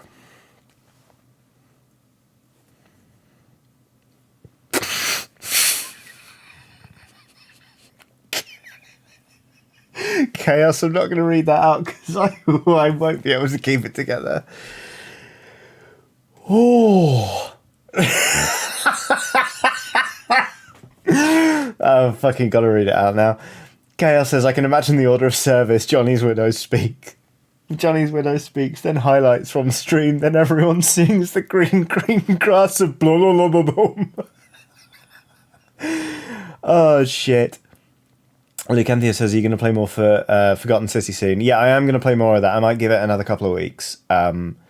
I personally don't like playing the same game too many times in a short period. Just because, like, sometimes if I'm on Twitter and I see a stream being like, hey, everyone, going to be streaming, like, with more blah, I'm like, all it does is make me feel aware of how much I've missed. Do you know what I mean? So A, waiting means that more people, if they want to, can catch up on VOD. And secondly, it means that we all get a bit of a refresher, being like, hey, we're streaming this, we have streamed it before, but here's a recap for everyone since we all need it. I think that's kind of important. It's like, I saw, maybe it even came up in stream chat last time, but I saw somebody talking about how, I think it might have been a tweet actually, how games shouldn't, yeah, it was a tweet from somebody who works in like games communications and stuff, was talking about how people, like, it's more beneficial for games makers to go down the No Man's Sky route when they have expansions or new seasons or whatever, to just give them an interesting title, because it means that they get drawn in for that thing rather than, because if you hear like you know, let's say Sea of Thieves, the Forbidden Future expansion, you'd be like, what the fuck is a Forbidden Future? But if they just go, here's season 6, you go, oh, well, I've missed 5 seasons, so that's too much for me to catch up on. It's about trying to get people to feel like they are in the moment at that moment, rather than being like, here's the next thing in the thing. But yeah. I don't even know how we got onto that.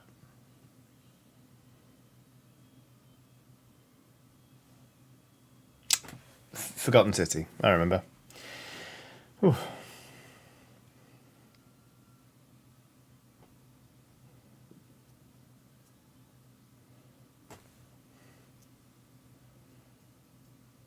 Good times. Anyway, this stream's been fucking weird, is what I'm saying.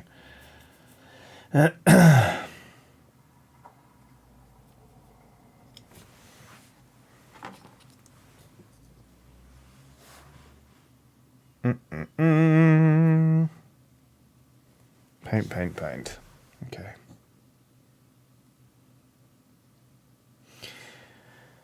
Ooh.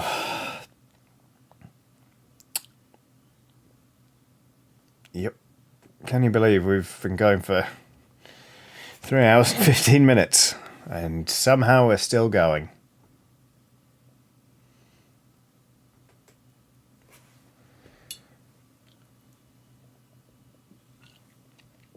But still, I'm looking forward to Thursday. Streaming some Mario Kart with everyone will be a delight. Moogsy is on a super chat saying, "This is so cozy and nice. Why are there so many cool people here?" That is a lovely bloody super chat. I'm glad you are finding it cozy and nice. Whoops. Generally speaking, with the painting streams, like, because I know that the vast majority of my audience, and indeed the vast majority of people who sort of watch content creators, prefer to watch video games rather than somebody who's daubing paint on bits of plastic or resin. But I really like that I get to do this because I love painting. And let's face it, we get on some pretty fucking weird topics, and yet people turn up and we have fun and it's nice. And I'm endlessly delighted that people do want to show up for these, and also that they stick around and have chats and we have interesting conversations. That's certainly one way to put it, isn't it? Sometimes we have good and insightful conversations. Sometimes I nearly do myself in laughing at a fictionalized version of Tom Jones.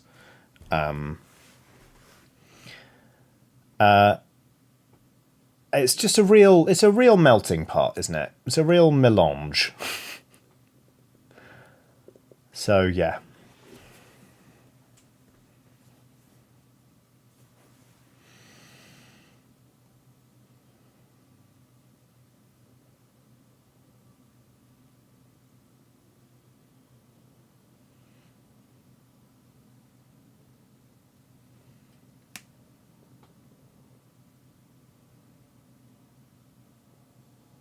Rob J makes a good point. Don't forget the variations on dump truck asses. A very good point. We do talk about butts a lot. I don't even feel like that's necessarily a unique thing. You know, lots of people are like, shit, my community's so wild, we talk about butts. You know, like, I'm getting perilously close to being like, I liked talking about butts before it was cool, but nah, just everyone loves talking about butts. It's a thing. It's a thing a lot of people do, and it's a thing a lot of people are rightly proud of doing on the internet. You know? So while I love that we talk about butts so much, that ain't what makes us us. That's not what makes us unique, you know? I missed a bit of cream there, didn't I? Bollocks. I knew there was more to paint than I did. Oh God! Lots of messages about butts are being held. Oh no, it's hipster that's being held. Oh no, it is butts. Oh God! I'm sorry again, mods. I tried to help there. I tried to help moderate some of those messages myself, but I'm not a butt hipster. Thank you. I'm just saying that, like, I'm acknowledging that our discussion of butts doesn't make us different. That's the opposite.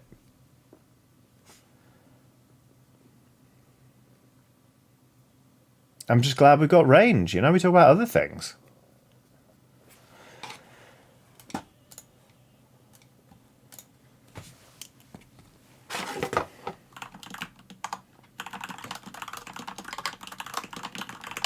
Sorry.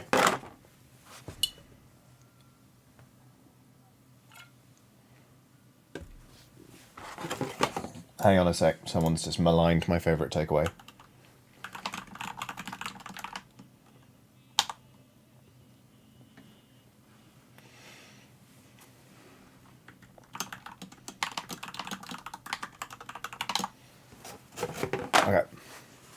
Sorry.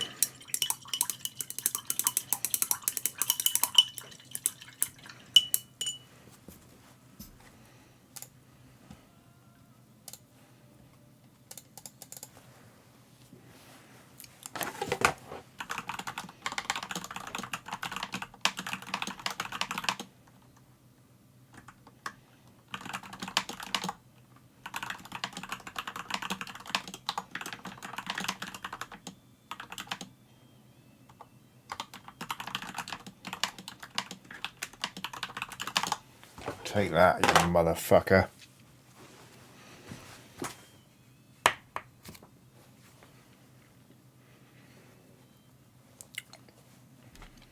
A friend in a WhatsApp group was like, what's the best takeaway in redacted area of London? And I named the best one. And then my friend said, that's controversial. And I said, what did you fucking say? And they said they've had loads of issues with them. They had to wait over 2 hours once and got a full refund. But then I reminded them that in that case, their issue isn't with the restaurant, it's with not having the food from that restaurant. So in fact, I agree with them. Not having food from that restaurant is dreadful. King hell. Right. Jack Wood says, right, I've got to food myself. Food well, Jack. Take care. Twitch.tv/ThenBoJack. For painting streams and general all-round good personage. Brooke Boyd says, what is the best takeaway? Which is, woofed. It's... Hang on.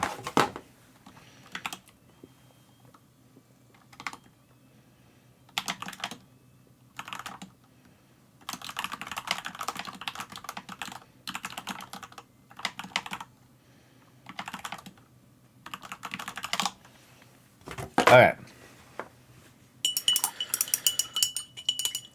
Tanya Renner says, probably pizza. Aiden Folk says, chips from a Chinese chip shop. Strong. A strong, niche but good category. Frankly, I believe the best takeaway is Chinese food. So there.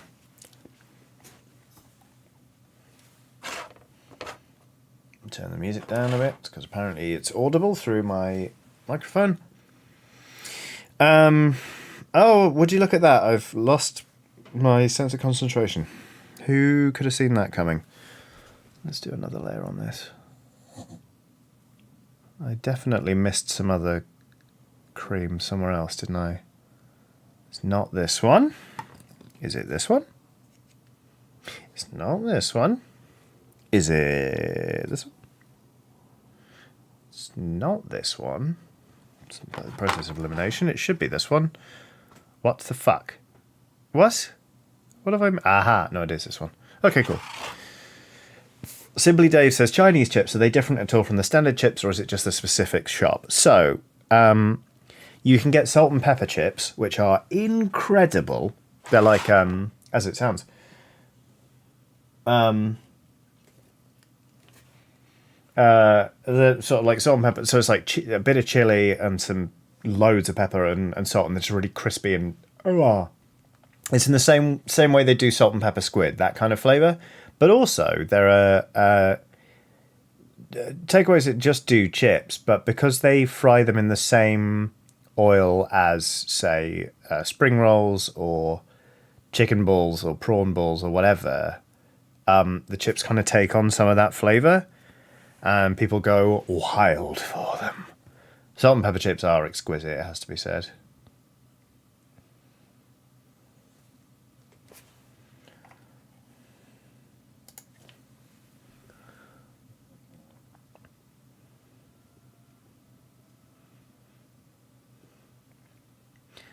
On the weekend, I walked past a Brazilian steak restaurant. You know, one of the ones where like people come by with the staff. Ideally, come by with a big skewer of meat and like they're like, do you want some more meat? And they keep asking you that question at intervals. It's not an onslaught, if the restaurant's any good anyway, until you say no, and they will just keep carving you off bits of steak. I walked past just as some people were sat at a table, And the waiter was like, cut off a bit of steak. It went onto a plate. And he was like, okay, and walked away. And 3 people just went,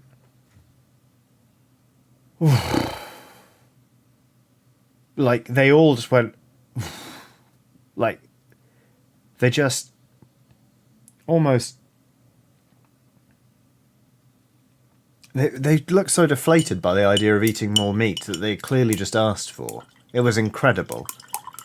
I walked past for, like, I saw them for maybe 4 seconds. It was like, waiter's like, here's some beautifully cooked meat. And they all just went, oh. But they were just resigned to their fate.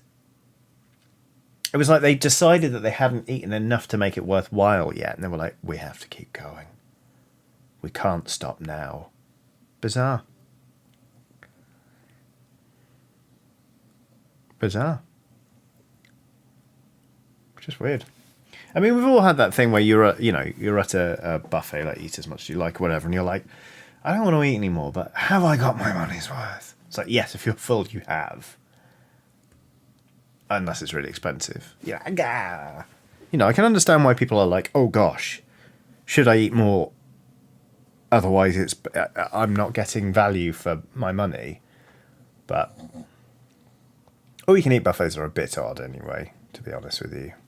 For that very reason, that there's a weird challenge element to it.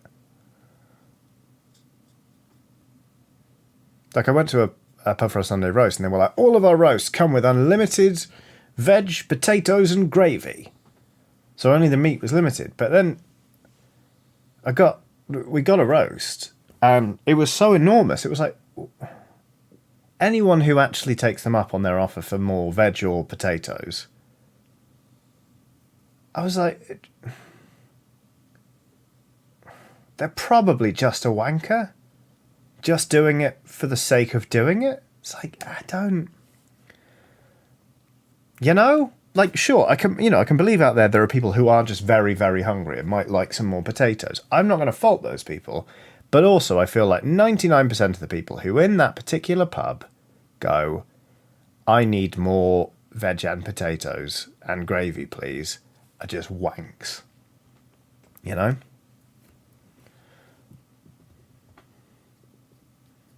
Nathan says, unlimited gravy, though. That's just smart.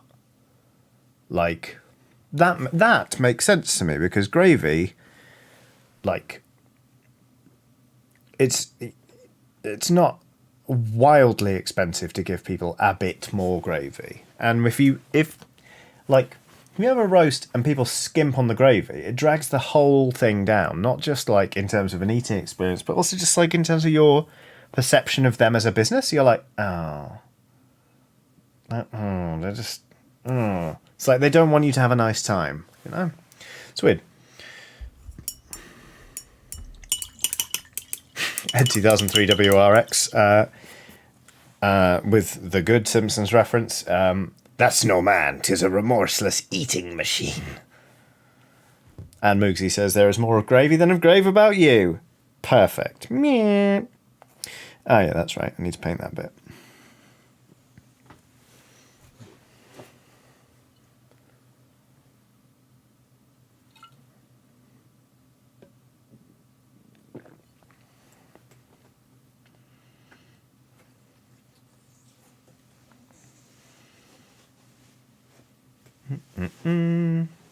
And I should do the stitches on the hoods. Okay, right. Got it.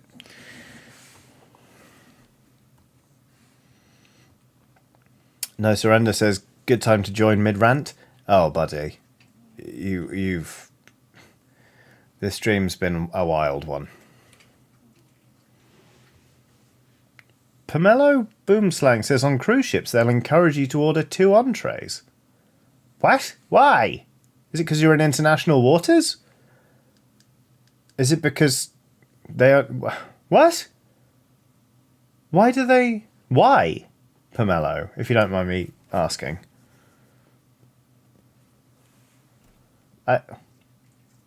Is it because it's all paid for anyway, so they're like, here, you may as well have 2, or... What on earth?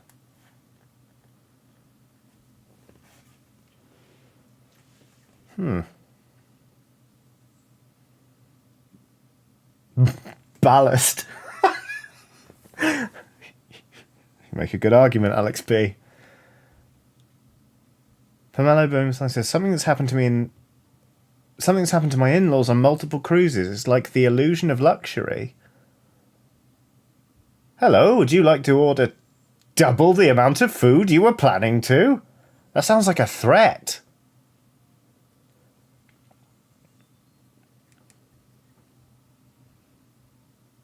That really sounds like a threat. Also, with these people, were they meant to pay for them? Were they meant to pay for them?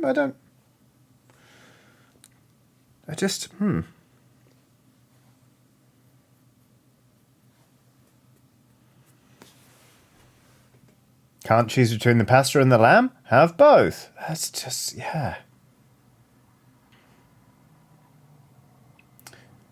This is another reason I'm vaguely suspicious of cruises, and I don't really want to go on one. Which is weird. Ah, it's all part of the package. Okay, right. Well then, yeah, I can imagine they would be like, are you sure, Mr. Boomslang? Mrs. Boomslang? That you wouldn't like a second dinner? With your first dinner? I can see why they adopt that as a tactic. But anyway, cruises. Just to stay up on my soapbox, apparently. I don't know what it is about them. I would like to go on a big sea voyage. One of my bucket list things is to cross the Atlantic on a boat. One of my friends actually did was it part of a cruise. She was acting in a play that was on as part of this cruise. And so she's crossed the Atlantic like 6 times on a cruise ship, I think. Took about a week, I think, each time, maybe at like a leisurely pace. I would love to cross the Atlantic on a ship, but I think you can book passage on container ships, which would make it less cruise-like. But there's just something like there's something about cruises. There's something about the fact that I just sort of I'm inherently suspicious of all of the other people on the cruise. And just the idea of it being like, it's a wonderful, luxury, incredible land that you're, like, with these clearly defined boundaries, and beyond that is the sea. It's just like, I don't think I could go to the cinema and focus on watching a film knowing that I was also on a cruise in the middle of the Atlantic, like, shuffleboard on the deck. Maybe I could get on board with that? Maybe? I don't know. I feel like maybe the cruise line of level of stacking is probably about as close as I'm going to get. I don't know. I want to go on a long sea voyage, but I want to go on a long sea voyage where, like, I'm left alone to brood, and no one's threatening / tempting me / threatening me with a second dinner with my first dinner, And Simply Dave says too many whales lurking just out of sight. Yes, I am also afraid of whales, but that's a secondary concern. Cruises that make me, yeah.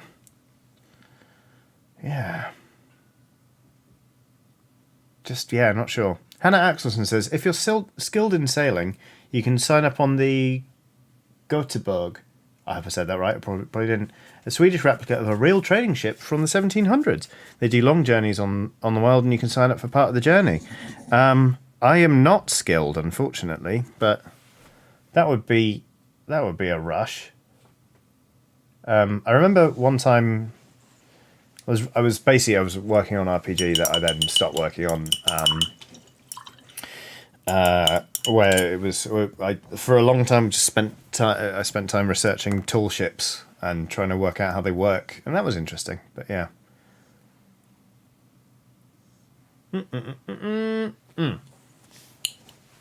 Good job, Enormous Corona. We've got 26 minutes left of the stream, but possibly because I've just had an Enormous Corona, I need to pee, so I'll be right back. Yeah. So I'll see you in just a minute. I won't go to the Be Right Back screen. I'm just going to mute my mic and step away. Be right back. Don't behave, all of you. Do behave. Behave, please.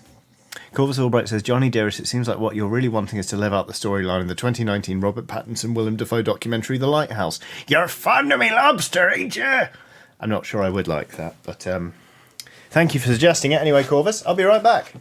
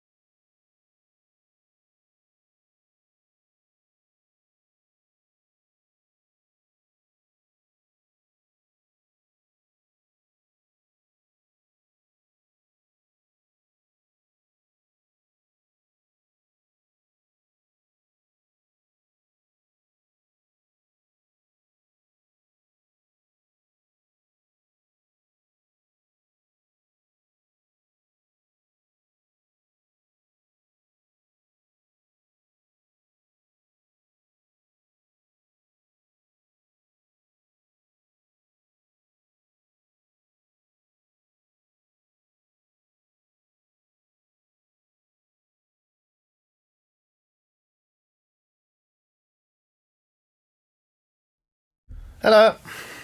Sorry about that. Right. What is happening? Oh, no, chat did not behave. Cool. You had one job, chat. This is what you do. This,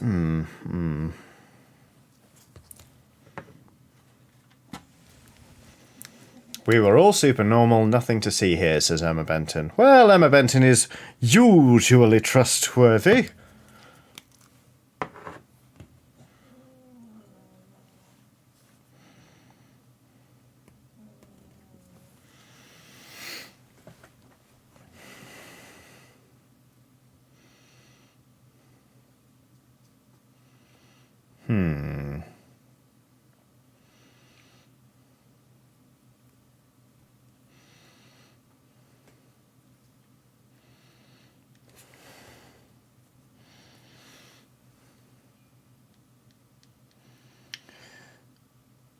Just trying to tidy up these models a little bit. I feel like it's not my cleanest painting, to be honest with you. They look a little bit too untidy for my liking right now. It's partly because these are like resin, and I think maybe I didn't prime these brilliantly. But it feels like there's lots of tiny little pock marks that I've not managed to get paint into, and I kind of want to clean those up. Also, I missed some leather there. So basically what I'm saying is for the rest of the stream, it's not going to look like I'm painting much of anything. For all you know, I could be just sort of rubbing a dry brush over these models, but I regret to inform you it's a necessary step. Titan Uranus is on a super chat saying one thing about the East India Man Gothenburg is that it has barcodes painted on its side. Scandinavian. Actually, I take it back. I don't want to cross the Atlantic on a boat or a ship. I never want to go to sea because of that fucking joke.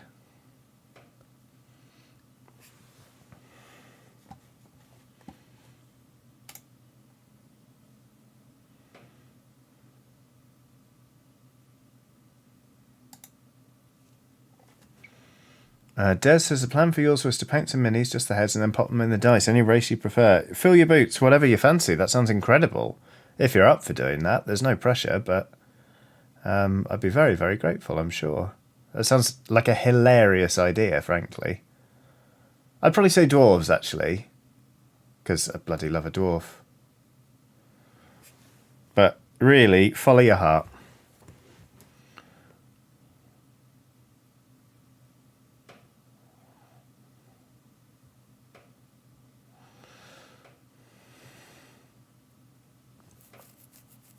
Simply Dave says, any other vacation or travel ideas we can ruin for you next?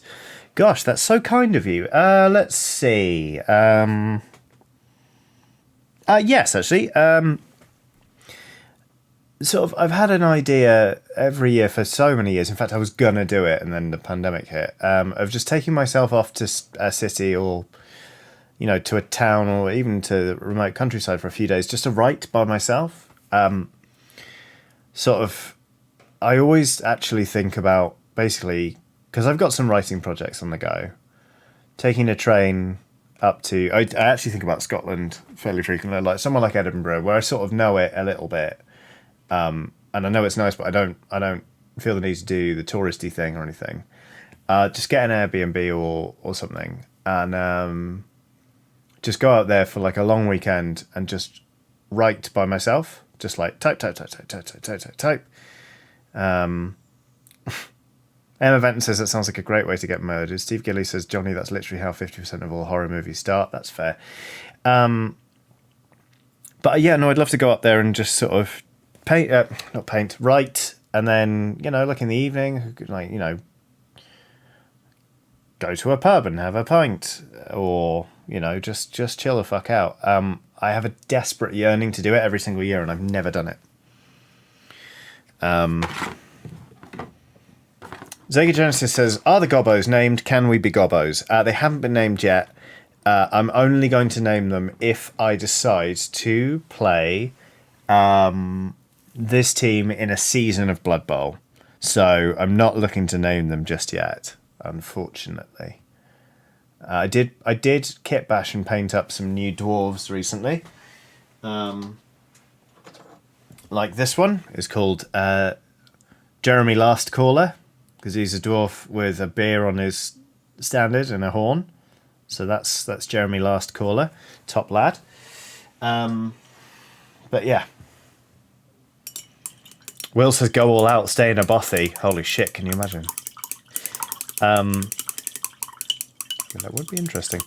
Minna L has done a super chat saying, there's a pic in the Discord I took last week of the Gothenburg. I ended up at the helm when she went to the shipyard. Holy shit, that sounds great. I will have a look at that once I'm done streaming. I don't know why I said it like that. I mean, I've basically... I lost control of this whole stream around about 5 minutes past 4 this afternoon, didn't I? So...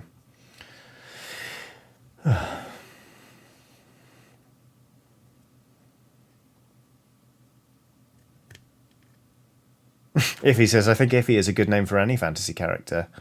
Actually, the thing I'm working on right now is it fantasy? Technically fantasy, but it's set in the current day, in the present day.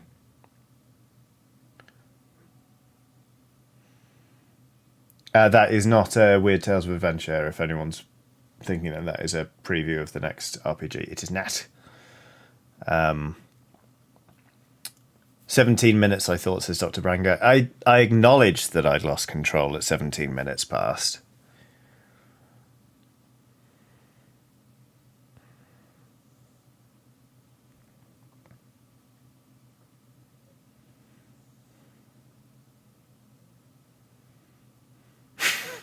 Steve Gilly says, is it a fantasy where the cost of living matches inflation? No. Decidedly not.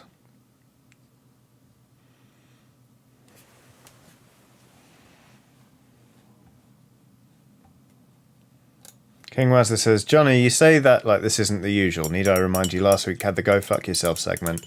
King Wazza? You're absolutely right, buddy. Go fuck yourself. Dear, oh dear.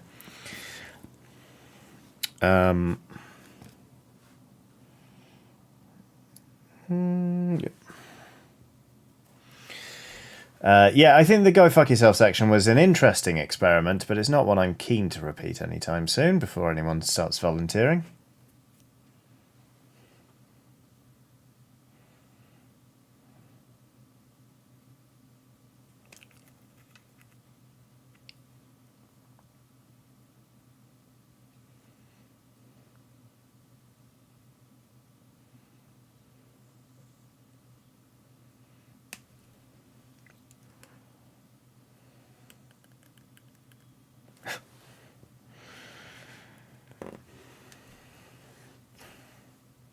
Crystal Dragon says, wait, I missed last week. When in the VOD does that section start? I don't know. I lose track of time and space and decency when I'm streaming on this channel, to be perfectly honest with you. I do feel bad every now and then for the people who, might have only seen my work with Oxventure and then they come in being like, well, this will be wholesome. And then this. Dick Scatberg says, Dear Johnny, your Zavala impression on the latest Preston Chiodini was lovely. That's it, that's the message. You're very welcome. Well, no, thank you is what I meant to say. You didn't say thank you. Thank you is what I mean. I'm Zavala. Just played a lot of Destiny 2, so spent a lot of time impersonating Zavala for shits and giggles to people on Discord.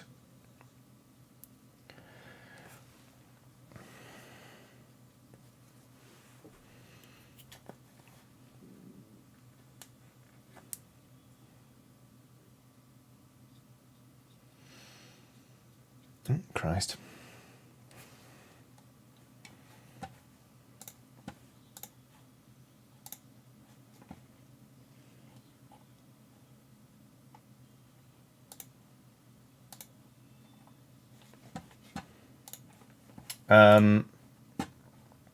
Right. It is 7:47, and you know what, pals? I think I'm going to tap.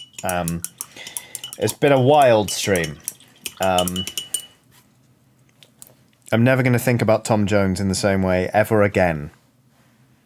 In fact, I'm almost setting myself off again just thinking about Tom Jones again. So I think that is an excellent time to call this stream. It has been lovely. It's been weird, but then it is always kind of weird. It's been a very specific brand of weird, it feels like this time. I have not done anywhere near as much painting on these models as I thought I was going to, but they are in relatively good shape. So, yeah, thank you so much. Thank you so much, everybody. It's been great. Emma Benson has just put a link in the chat, which is so kind, Emma. Thank you very much. Because I have a Patreon. It's patreon.com/Johnny Chiodini. If you're not already aware of it, there are tiers. You can get things. But if you could maybe drop a like on this stream on your way out, or make sure you're subscribed, that would be very kind, because it would mean that YouTube's more likely to pick up my stuff algorithmically and put it out in front of other people, and we can just corrupt more individuals and turn them into lovely skeleton pals. Incidentally, talking of lovely skeleton pals, I should be putting t-shirts up for sale sometime this week. It will be a 30-day campaign with Everpress, so I'm very excited about that. You can look forward to that. But yeah, most importantly, oh goodness me, everyone, that was what a Monday that was. Hell of a day. So I'm going to go now. So take care of yourselves. I'll catch you soon. Yeah, thank you and farewell. Goodbye.